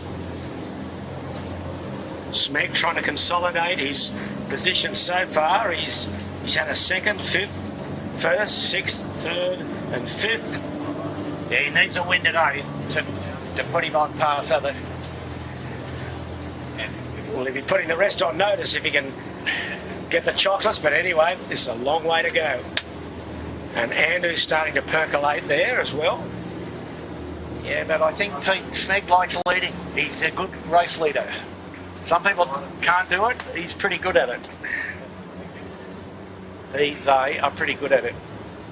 And yeah, I mean, when I was with Doz, like I ever look backwards, yeah, I got the whack of my life. He'd bash you in the head. Yeah, that's right.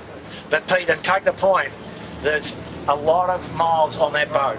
You know, Doro, fresh voice, Tommy Anderson, A grade for a long time. So the error rate is pretty low. Absolutely, but they've been nervously looking over their shoulder. This race is far from over by any means. But the fleet nicely complying and accepting the loose cover, you know. You've got the two John Winnings up your exhaust pipe. You've got Keegan York. You've got Harry Price, Marcus Ashley Jones, all guys that know what they're doing. Yeah, of course. But it's a nice lead that Smeg have got. And there's the battle for second and third. Oh, Finport just can't get that height here in the right. Well, everybody's in a bit of a lull here temporarily, except for Andu. Well, he's put the foot down and gone hard left, and he's percolating. Now, big high right coming to Finport now, Pete. Yeah. And so it's Fred, I'll tell you this, right? Characteristically, the line that Smeg has sailed is approximately the right distance off in this wind speed, right? So if you're looking at Smeg's exhaust pipe, you should be all right. Okay. A la Finport. But it looks like Lazarus has at last got himself into gear and will be close to second. Yep. So, Amanda, if you're watching from Hobart, so far so good.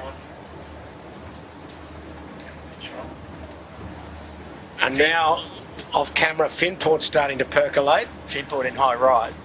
There's Lazarus and Andu. And basically everybody going to get this next big puff coming out of the right edge with the sort of height that we saw Smeg get at the end of the first speed. Yes, Yandu's just got himself a bit lost, but still in touch in fifth. There's Smeg, fully extended. Oh, and Andu's coming back. Rags across him. Oh, yeah. Finport will be across him as well. So there's the great shot of Smeg, race leader and series leader, gone. Well, nice lead. And really more pressure coming out of Rose Bay for the whole fleet. And Lazarus will be second. Yeah, and Finport third. Yeah. Oh, it's close though, isn't it? That is close. Andu across Rag and Famish. Yeah, Andu's got himself to fourth, maybe third. There's another. They're looking at this good putt. No, Andu's across him. Andu's across Finport. So Andu third. By the narrowest of margins. Finport's on the right tack though now, I believe. Look at this good puff coming out of Rose Bay, Point Piper, but Andu's going the right way. So Marcus now, Ashley Jones in the Lazarus second, but so Andu tacks, interesting. No, he has to get left into the heart of that puff, Pete. Opportunity here now for Finport. They could actually flip over now. They're in the middle of the puff. They're low, so they're in heading right-hander. So Lazarus tacking. So all these boats going for second and third and fourth are on starboard tack going in towards Shark Island. There they are. That's Finport and Andu. And Smeg showed us the right way to go up this beat last time. Try to get a Point Piper on board. And these guys are giving it back here now, I think, Andu, Finport and Rag. But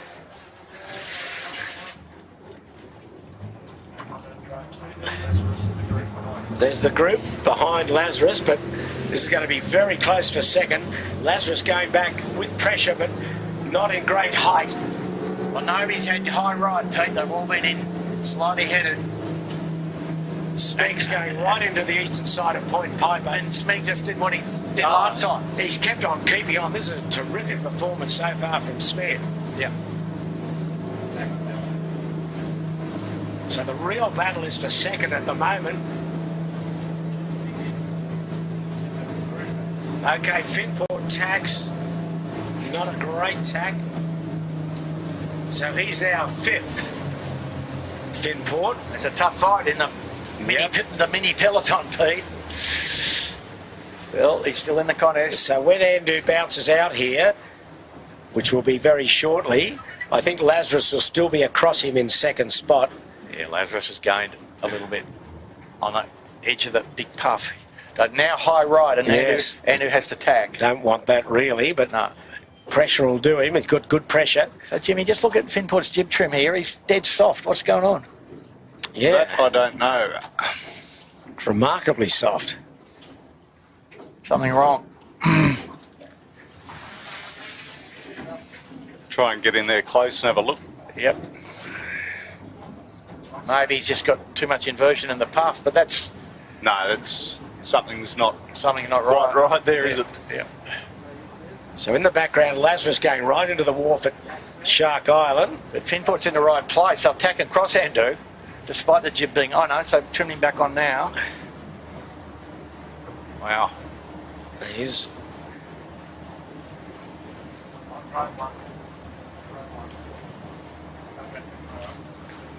so coming out of the right will be Finport. And now Andu crosses Rag, and Finport's got himself back into the game here. He's probably third. So the lead up, Smeg, is about a minute away or less from the top mark in good pressure. Geez, a good beat then, Smeg. Absolutely first class. Yeah. There's a good speed test here between Andu and Rag and Favish. And Rag's giving him a bit of a touch-up right now, Pete, I can tell you. Coming around his bow. By the look of that. Wow.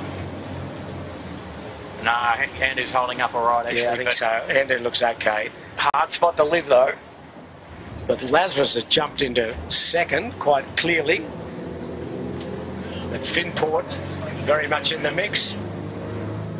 And about 30 metres from the weather mark, Smeg will lead them round. It's a full course today. Race 7 of the championship. Equal series leader, Smeg rounds first.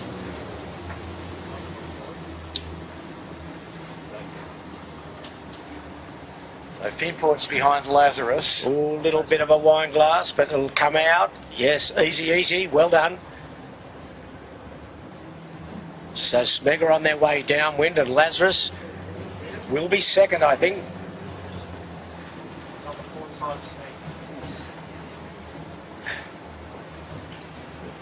Look, good breeze here for Lazarus to get round. Lazarus going to be a minute, Pete, and Lazarus going to round in a beautiful good one. puff. Yeah, he's got to tack and get the boat away. And there'll be a couple coming in. Yeah, Lazarus is right up on the low line, Pete, so. So Lazarus will tack now. There's the boy. Rob Bell, Geronimo Harrison and Marcus Ashley Jones. Best hit out so far of the regatta. In second spot. The great one is on the yacht beside us, Pete Sorensen. Oh, dear. So exactly nearly a minute, Pete. Okay. Finport going to be third. Not a very good set on the Lazarus. Good puff coming for Finport. And the leader is gone, Smeg. Well, that's a minute sailing and an 18-footer and a puff. A long way. It's Finport round third. Yeah. Andu fourth. And the Rag and Famish fifth. Where did Yandu end up with that? Okay, he's back a bit. Pretty good set on the Finport. Lovely. crew work. Good bit of puff coming for them. Wow. Well, they can get the bow down. They run right back down to the leeward mark. Yep. So no jibe mark or wing mark. Pretty good straight set. VMG run. Pretty good set on Andu. And Very good on Rag. Andu. Yeah. There's Finport. Rag going up to try and get on the gas of Andu. And having a shot at it, aren't they, Pete? Well, Big and more. every point is so vital. Fisher Pikell, they come all the way through the fleet. Yeah. They're just going to round just behind Nate's Youth So the Yandu. breeze has gone hard right. They're all boats went up to the right, and now Main and Jim reaching into this mark. So Yandu is around, followed by Noakes Youth, but we're on the leading group. There's Finport. It's a hard puff out of the right here, Andrew. Yep. Oh, there's a great stack up of the Japanese. Oh, off camera. Sorry, boys. Roller sand, grandstand roller They sand. put the bow right down, the stern came right out. But anyway, concentrating on the leaders. So Rogan Famish trying to ask the question of Andu here. Finport holding them off. Nice job, Keegan. Finport looking comfortable. Lazarus up ahead. He's got the bow down. He's in a beauty too. This is great sailing conditions now. Breeze 11 knots, perhaps 12. Hard right puffs, and it's Smeg, the leader. So Pete, the breeze doing what some of the models said, just a little build as it rotates.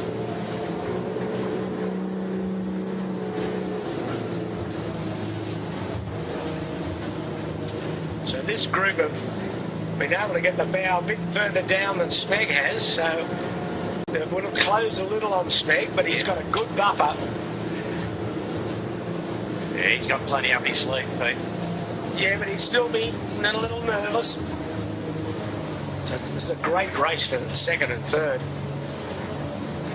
Rag and Famish took the high road, Finport the middle road, and Andu the low road here. Okay, so they're just a bit hotter than VMG Run, Pete. There's more breeze coming to them. Yep. Breeze, just a little build over the whole track. And they will have compressed up on Smeg. And Smeg lifted in the lighter pressure towards the Harbour Bridge. Yeah, this group is just starting to lift a little now. But Pete, they're still sailing above VMG. They've Yes, both all got their booms out a bit. A little bit of heel, not windward heel. Not sure I'd be doing that. Might be better to just be absolute full speed VMG, whatever that is. But these guys are riding a puff down that Smeg really hasn't got. Well, I mean, Pete, is Andu defending against, you think, against Rag? They are, aren't they? Well, yeah, but they're all getting the bow down. Yeah. And look at Andu, he's really smoking. They're working hard now. This is great racing. Thrilling race here. So Finport defending against Andu. And Rag and Famish trying to get forward enough to hurt them. So this is second, third, fourth and fifth we're looking at, but in the distance you can see top of screen with a white spinnaker is Smeg. And he's got to come back on starboard at some stage. He should be driving pretty soon. He just needs the pressure to jibe in, but... Okay, so Finport now going into VMG mode and allowing Andu to roll him a little bit. Delicate judgment needed here. Pretty subtle.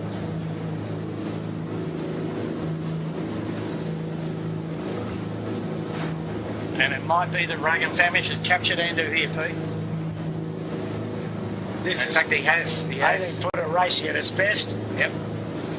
And they're all slowly inching up to Lazarus. Okay, we've just heard a late mail from our friends in Cumbria. Heidi and Austin, they've picked Yandu and... Andu. Yandu and Andu. Gone the winning family. Oh, well, you're hard to go wrong there.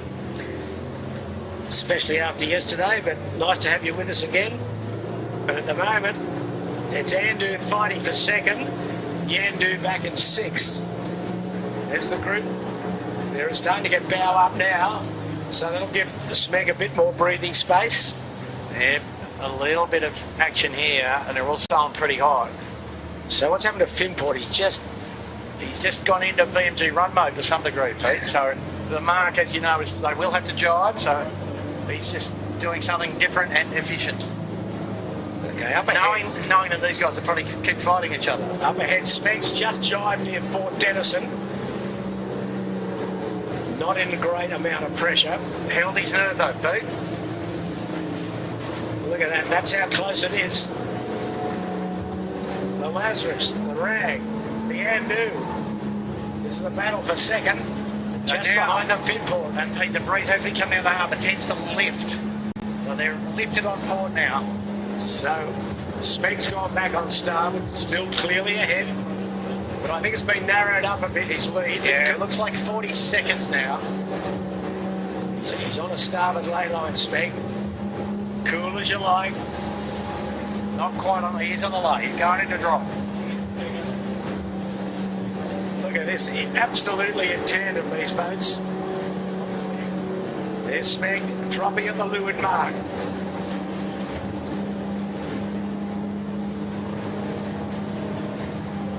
Last one to come to Rose Bay now, Pete. That's it.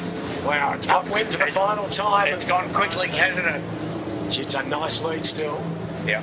Just keep your cool, Cocko. You'll be hard to beat from here, but they've closed up. Rag's got himself in a second spot. Boy, that's been a good performance. Absolutely. What's the differential here, Andrew? It'll be 35 seconds, perhaps? Yeah, 40. Okay, 40. Rag and Famish, Lazarus, Andu, and Finport. Finport, the loser on that run. Yeah, light again at this market. And hard left, Pete. Smeg needs to tack. There they go. Well, he heard you. Yeah. Yeah, and that's just nice and safe now. He's fine. Finport is around in fifth spot. Andu goes into the tacks dead slow. Not too bad though. Oh, and Keegan having a shot at him. A bit of yelling. Yeah. But that's the gap. Get across to that right, but look, everyone's trying to get there. Yeah, you're not seeing double at home. You haven't had too many sherries. There's the first Yandu Spinnaker is Yandu, and the second Yandu Spinnaker is Noakes Youth. The replacement Spinnaker because they tore before the start.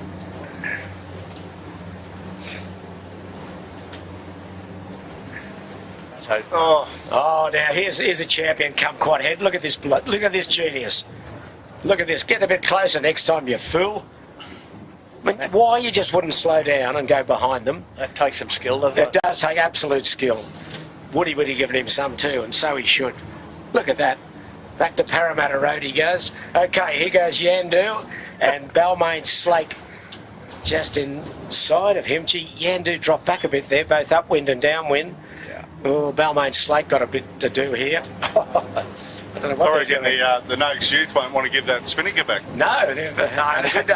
I wasn't going to mention that, Jimmy. But... So Yandu will be 6th, Balmain Slake 7, Noakes Youth 8, Fisher and Paykel 9, and the Germans will be rumbling down in 10th spot, and then a long gap. Here we go. We've got Birkenhead Point, Shaw and Partners, and Balmain Burrawang, and then up to windward of them is Noakes Big Pete, valiantly trying to get back in the game. Shaw and Partners and Noakes Big Pete, who got tangled up and both capsized at the windward mark the first time. So that's Shaw and Partners red, Burrawang blue, white Spinnaker Noakes Big Pete, and the green Spinnaker the Royal Oak.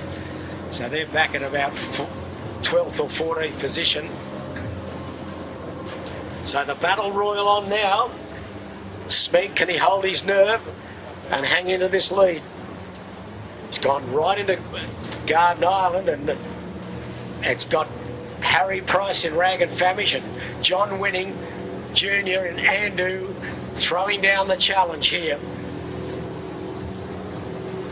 I think Finport and Lazarus just a little bit far back to really get back into this. Yeah, not enough racetrack left, I don't think. It's a fairly one-sided beat too, Pete. It's a bit of a drag race. So it'll be a long starboard tack now. And you'd think that Sneeg's up to the task, but Andrew certainly hasn't not given up. Top range, big sail now in the puffs.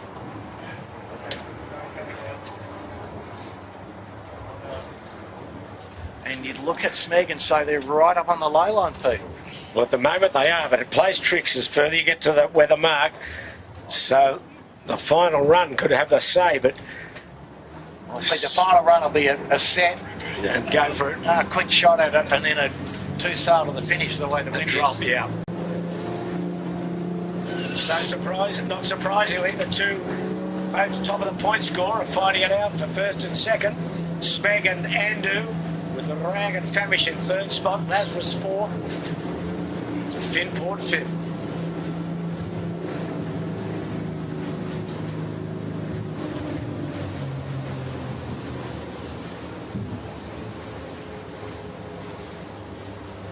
That's the view from Finport. Dead ahead is Lazarus. Oh, there's nothing great here at the moment in the right for Keegan.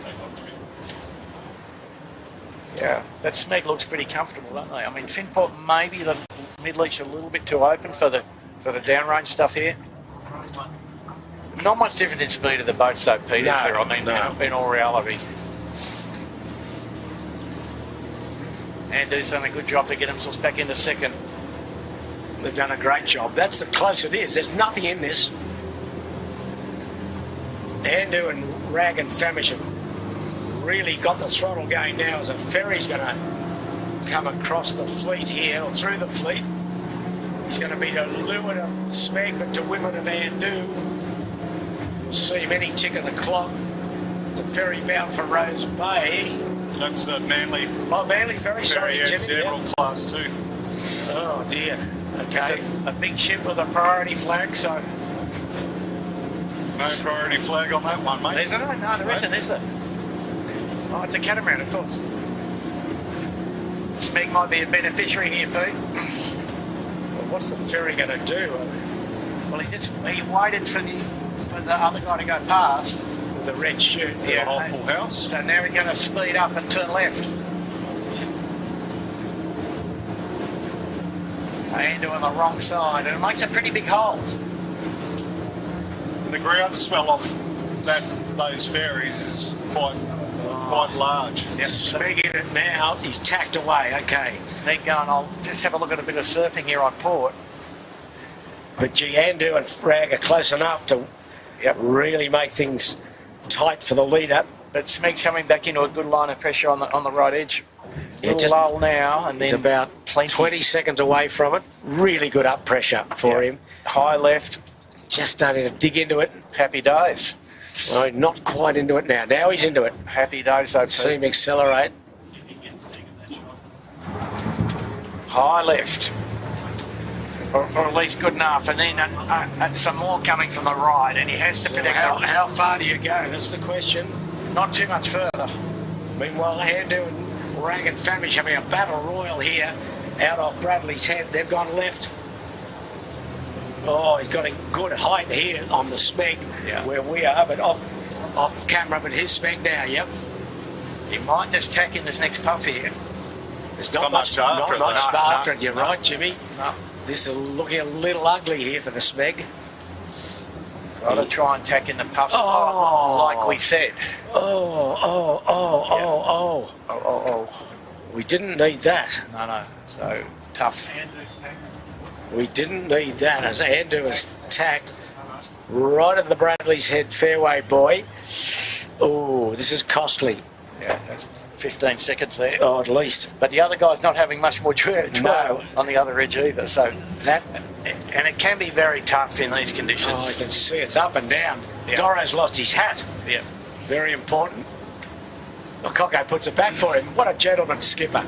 Yeah, it would have been the ball patch on the back of Doz's head, blinding Coco. Coco wouldn't be like what he's seeing around the he's all Luffy's jib. I think he's okay, just just starting to get right hand now. He's looking anxious. The other guys have got enough header and pressure. Andrew, full inversion there, so a big puff down there. Smeg's just getting to proper pressure now, Pete. Nerves. Yeah, no, absolutely. But he had to tack for the ferry, so all you can do. God, Rag, very close to the lead. It just, Andrew's tack. But didn't like what he was seeing. No. He goes Smeg now on some high right. Smeg might get some high right. He hasn't got it at the moment. Here he goes. Oh, what's the Rag going to do? Is the Rag going to tack? The Rag's going to tack on Andrew, I think. Yep. Yeah. No, I think. Oh. Anyway, now here's the Rose Bay Ferry going to cause a bit of mayhem. So Coco's heart rate back to normal now. Well, not quite yet. Relatively. And there's the ferry. So a little bit of advantage here to Smeg again. Yeah. Ferry going to dump a bit of dirt on the other guys. But he hasn't got much pressure, Smeg. Neither of the top three have. No, a little lift off over the whole track here, Pete. The Dardanelles. It's light. Yeah. It's light. A bit further up, it's good pressure on right. So here he goes again. There's not much pressure coming, and I think Andrew and Smeg are going to get into the pressure early. Rag and Famish and Rag Andrew. and Famish, sorry. Smeg here. That's the great overhead there. There's the shot. They powered the rig back up by the look of that. And there's some good stuff coming to Smeg. Yeah. He's got to hold his breath for about 20 seconds. Yeah, and then he'll be fine, I think. And the good news for him down to leeward is that Andrew and Rag and Famish are high, which means they're not going to come out anything great at the moment. Oh, Smeg's taking another dive. Still not quite into this. The worst part is that they can see the other boats now around the four-stone. That's the worst feeling. The other guys are in high right, and when they tack, they'll be in low left. So, well, who knows? Here we go. But Smeg still hasn't got this high right. Coming at him now, Pete. It's a bit too late. It's a bit too late, is it? Oh, it is. It is. Yeah, he's lost a bit of his lead there. Well, he might have lost the lead. Yeah. Oh, well. Here he goes, Pete. This isn't the puff, the one for him. Still not quite in it. Here he goes now. The next one. Oh, he's okay. He's safe. I wouldn't say that at all. Wouldn't you? I'd say he's okay, but safe. Yeah, he's just, at the moment on that heading. I think he's safe, mate. Oh no, Andrew and Rag and Famish coming on a great left-hander. Yeah, there's a big bit of left coming around the top. Oh no, Smeg's dropped to third, I think. Has he? Oh my God. And Rag and Famish, can you believe that after his start? Yeah.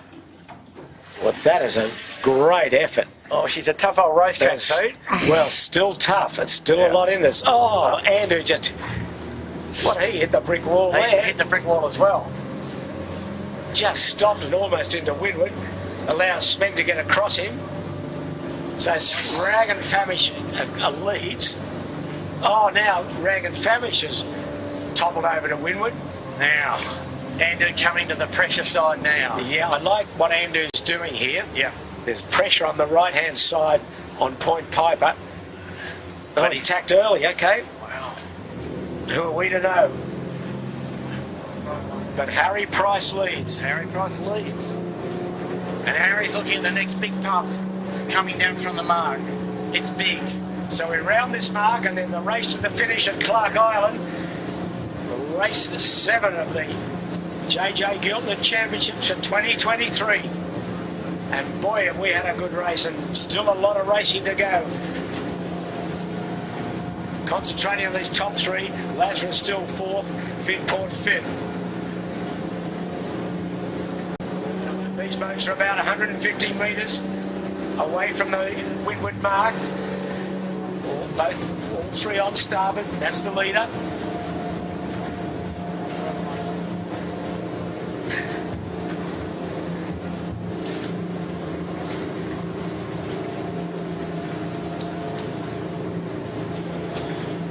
Well, Jimmy, look at that. When they set shoots, they'll be laying down to the finish pretty readily. First man to get the chute flying should be able to win. I think you want to get it on early and Yep. knock it off late. Like Yep. there's plenty of pressure coming out of Rays Bay here. Exactly. Yep. So, Raggle, they've got a good buffer actually, Pete. Well, they do, don't they? They've Here they go. attacked, trying to get on this low line, which they... Good bit of pressure coming. Yeah. Smeg's still in it. Smeg is still in it, and so's Andrew. But they've got a big header. Oh, they're taking the stern. Oh, did we say they had a buffer? They've got nothing. No, now Andrew could lead here. Yep, that's how it's shaping up. Andrew could lead. He's across Rag and Famish, and he's on... Now, Smeg's extended a little so he can duck Andrew. No, now what will Andrew do? Andrew will just clamp on him, I think. Yep. There he goes. Yep. Oh, Rag and Famish dropped the main chute in the tack. Yeah, they tack too fast. So that advantage, Andrew and Smeg. Well, Smeg's got himself first, but gee, there's nothing in it. The run to the finish now. So just to kind of get the chute up here. Oh, Cocko's pushing him up. Oh, Cocko gets the bow down. Okay. Cocko's going up, he's saying. Still on, no spinnakers.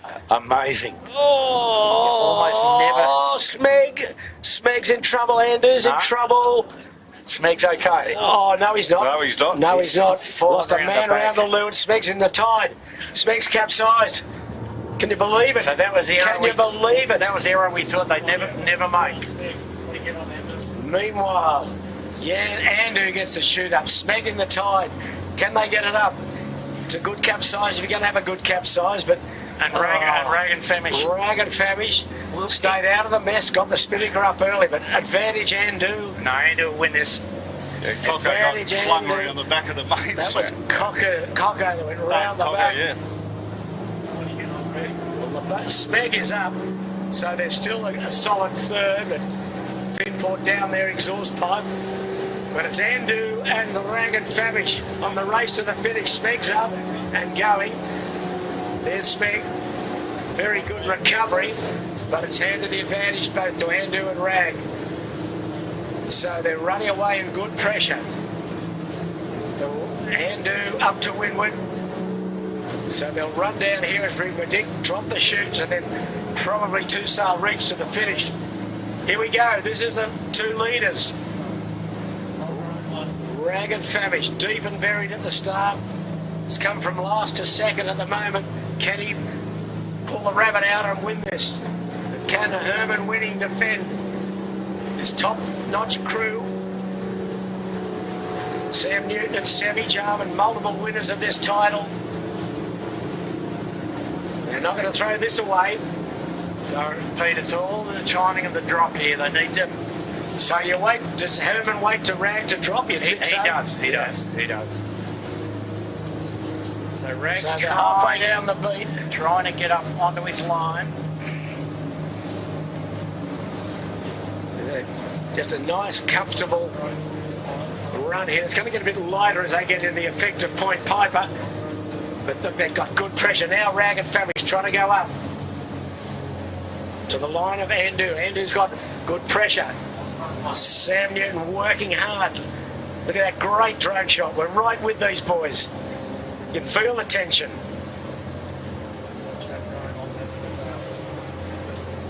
Great shots. Look at this. Fantastic action. Well, they look comfortable now, but they've got about 300 metres to the finish. But the finish is up. They do have to drop the chute, we think. Maybe, not certain. They're going to try and carry it up. Where's the other end of the line? Just here, Pete. Oh, they might get there, I think. No, Do you think? Andrew won't. Andrew won't? No. The Rag hasn't gained enough gauge to get any advantage. No, but Andrew will get to the finish, I mean, won't it? With the spinnaker up? Well, no. It's a header, Pete. Have a look at this. They'll just flog to get. No, he'll get there. Walk in the park. Absolute doddle. You reckon? Yeah, absolutely. Stick with me. Stick with me. No, Lovely. his body language says he's getting there. His body language, yep. Until this next putt That'll fits do. in. Until this next No, putt fits. no. I could win from there. Could you? Yeah. He's run out of wind. He's run out of gas and he comes Rag and Famish. Going to get a woodener. Up the exhaust pipe. Yeah. Easy. Yeah, but no passing lane there. No. Well done. Well done. Solid victory to Andu. Grabs the points lead outright. Rag and Famish, impressive in second, but Herman winning. Sevi and Sam, top effort. Hung in there all day. Back a little, but Rag and Famish also hung in there. But there's Smeg. Boy, they had a mixed last bit of the race. Finport advantage here, Pete. He's Smeg's had to drop the chute. A little better. Oh, now Lazarus run out of gas, but Finport's got himself into fourth, driving for third. He's across. Smeg, is he? Yes, he is. Yeah. Now, can Finport hold the chute to the finish? Finport's dropped. Smeg's dropped too early, I think. Yeah, he might have. Finport's just missed that really strong gust. Yeah. He might advantage Finport here. Oh, Smeg. What a disappointing last run for them. Here comes Keegan in a good gust.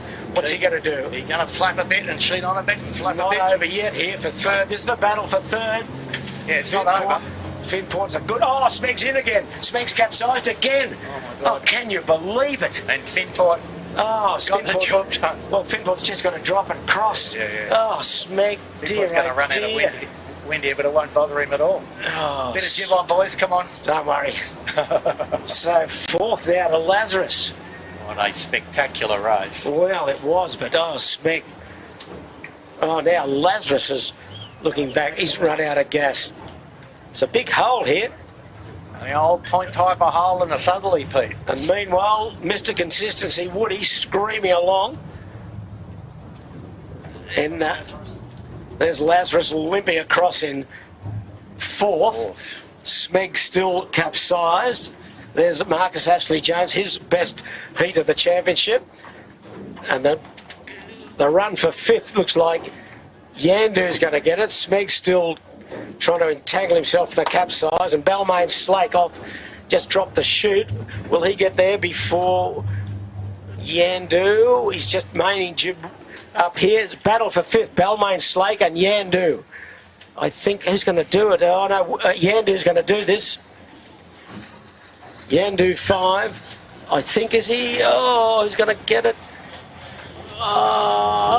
Yes, Yandu 5, Balmain Slake 6th, and Smeg 7th. Boy, oh Could boy. you believe it? Well, it ain't over till it's over.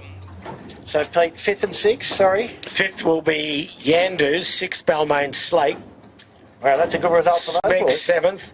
Next in Shore and Partners. Well, that's a good recovery from these boys as well, because they had a disastrous capsize and tangle at the weather mark the first time. So with we're giving Noakes Big Pit. Shore and Partners 8th. 8th. 9th Noakes Youth. Another good effort from Noakes Youth. Yep. And That's Tom Kunich, Finn Sprott and Aidan Mansley. Noakes Sailing coming in 10, 11, I think. Noakes Youth 9. 10 will be Black Knight. Black Knight, the Germans, and then 11th. Again, another good recovery, but from Big Pete, but probably You the don't want carnival is over, recoveries. perhaps. The carnival is over. Well, there'll be some disappointed boys in the park today, but not Herman winning. He grabs a significant points lead now. Yeah. With the demise of Smeg. As Smeg went from hero to zero. There's the Big Pete across in 11th spot. 12th Noakes. Big Pete. 11th Noakes, Big Pete. Then Fisher Pikell. Fisher Pikell, at best performance. Talk about snakes and ladders, eh? Yeah. So Big Pete across now in 11. 12 Fish and Pikell. And then the rest of the fleet Olympian Birkenhead. Another solid performance by Kirk Mitchell. Here they come. They've all had to drop chutes to get up main and jib to the finish. Well, that's one of the better 18-footer races we've seen for a long, long time. This has been a highlight of this regatta. It's really been a racing that no one boat has really dominated. Top boats have all been there fighting it out as Birkenhead going across, and then first of the Queenslanders. Big Foot in 14th. More errors today, Pete, from Smeg than we've seen in the entire regatta added together. Yep. Oh well, but with the boat speed we've seen Smeg have off a breeze with the spinnaker up, did he really need to go into that? Knife fight up the top. That's the thing. Well, you'd have to say no, Jimmy, with the result, wouldn't you? Yep. Okay, Burrowang just beating the Big Foot across. So Burrowang 15 and Big Foot 15. Yeah, I mean, you don't know, Jimmy, because he was looking at the next puff, as you have to do. Yeah. I'm not sure what was going on because Tommy wasn't on the wing. So I had to make a commitment one way or the other, and they kind of didn't, you know. So the next to finish... The two skipper rule. Yeah, Dobbs and Cocko, one saying one thing, one saying the other. Kitchen Maker in a good puff, 16th. And this Kitchen Maker nearly eats it. Still not there, 16th, hopefully. And then Sea-Tech and Marine Outlet screaming in, two sail reaching. 17th Sea-Tech, 18th Marine Outlet. Okay, Andrew, have you got your maths done? Is the Pope a Catholic? First overall, 17 points, Andu. This is with a discard, obviously. With a discard, yep. Second overall, Smeg, 22. Sorry, 18 plays 22, yep. Yep. Third overall, Finport, 23. And now, three boats tied for fourth equal. Rag and Famish, Yandu, and Noak Sailing, Big Pete, on 27. So Finport's got a little buffer now for third. And almost, pretty hard for Rag to win, obviously, but they could still win. Not impossible. But so Andu lead by 4 points, is that right? Royal Oak. Just get there. Andu leads by 5, Pete. Andu by 5 points. Yeah, and that's a big lead. Well, that's solid. That is solid. As we've seen today, it's only one error away from, getting gobbled up. So 2 more races, they've just got to keep clean. And, if you look at their scorecard, 6-1-6, 3-5-1-1. So they're improving, perhaps, as their endurance and time in the boat keeps going up. But Rag and Famish was pretty impressive today to get back to second and lead the race. So how many points behind are Rag and Famish? Behind Andu, 10. 10. 10, yeah. So that's probably a mountain too far, isn't it? Yeah, it is. You'd think. You'd think. And what's the worst performance from Andu? What's their worst heat? Well, they got 2-6. Right. Okay, well, there it is, folks. I hope you've enjoyed it. We've certainly enjoyed bringing it to you. It had thrills, spills, and a bit more of Heat 7. We've got a day tomorrow to catch our breath, and then we're back on Saturday and Sunday for the final 2 heats. But Advantage Andu, a terrific performance, and how appropriate that this series is brought to you by the winning group.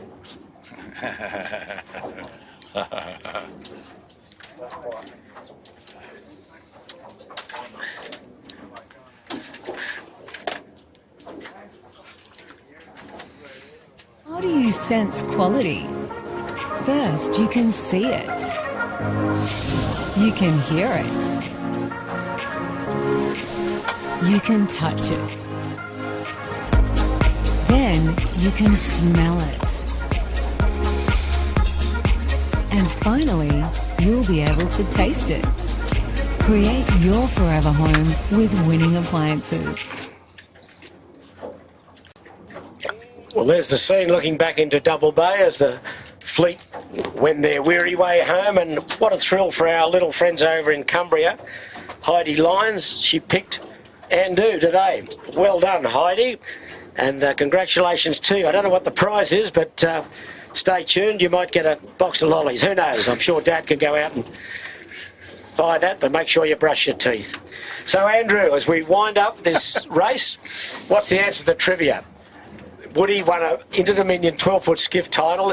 What was the name of the boat and who was his crew? Yandu and Peter Shipway. Gosh, you've just unbelievably, you had it and then you've blown it. Okay, the boat name was Travelodge. Oh, Traveller, 12-footer. And the forward hand was Peter Gardner. Peter Gardner, I nearly had it. Well, you did have it, then you ran from victory, a bit like Smeg. Sorry. Okay, well, you've got to do better. Okay, now another one, Andrew. Yeah. You've got all night to work at this. All night. I want to refer you to yesterday's race. Yeah. Or races. Racing. Ever before in the history of the JJ Giltinan have a father and son won heats of the title, not necessarily on the same day, have father and son won heats in the same year of the JJs. Right, so we'll leave you with that, Andrew, and as we wind up from a glistening Sydney Harbour, we'll try and quickly get some weather for Saturday and Sunday. Andrew, what have you got for us, please? Well, they're talking about respectable nor'easter, maybe up around 16 knots on Saturday, and a same and rough wind speed Sunday, a southerly. Okay, well, that's your tip. Let's have a look what the Bureau says. And the Bureau of Meteorology, all forecasts, Sydney closed waters. Saturday, it says north to northeasterly 10 to 15, there you go. Becoming north to northwesterly below 10 knots before dawn, then tending northeasterly 15 to 20 in the early afternoon. How about that? Wow, we might have a nice little sail day. And then Sunday, a variable about 10 knots, becoming southerly 15 to 20 during the morning, then tending southeasterly during the afternoon. Yeah. So, could be 2 days of little sail breezes. But today's race, done and dusted, a thrilling win to Andu. John Herman winning. And the day's racing sponsored by Vycobi. Rag and Famish, an outstanding performance as well, coming from last at the starting line to get himself into second. Finport third, Lazarus fourth, Yandu fifth, Balmain Slake sixth. Excellent performance there. Smeg the disappointment, led early, had a long lead and then got worn down and then had that 2 capsizes on the final run to the finish back in 7th. Shaw and Partners, trouble early, 8th, Noakes Youth 9, Black Knight 10. So a great race, 2 more to go, Saturday, Sunday. We hope you've enjoyed it wherever you've been watching around the world. We look forward to your company in 2 days' time on behalf of the Sail Media team and the front row crew of Jimmy Bury and Andrew Buckland. Peter Shipway saying good afternoon from a glistening Sydney Harbour, and we certainly look forward to your company on Saturday afternoon.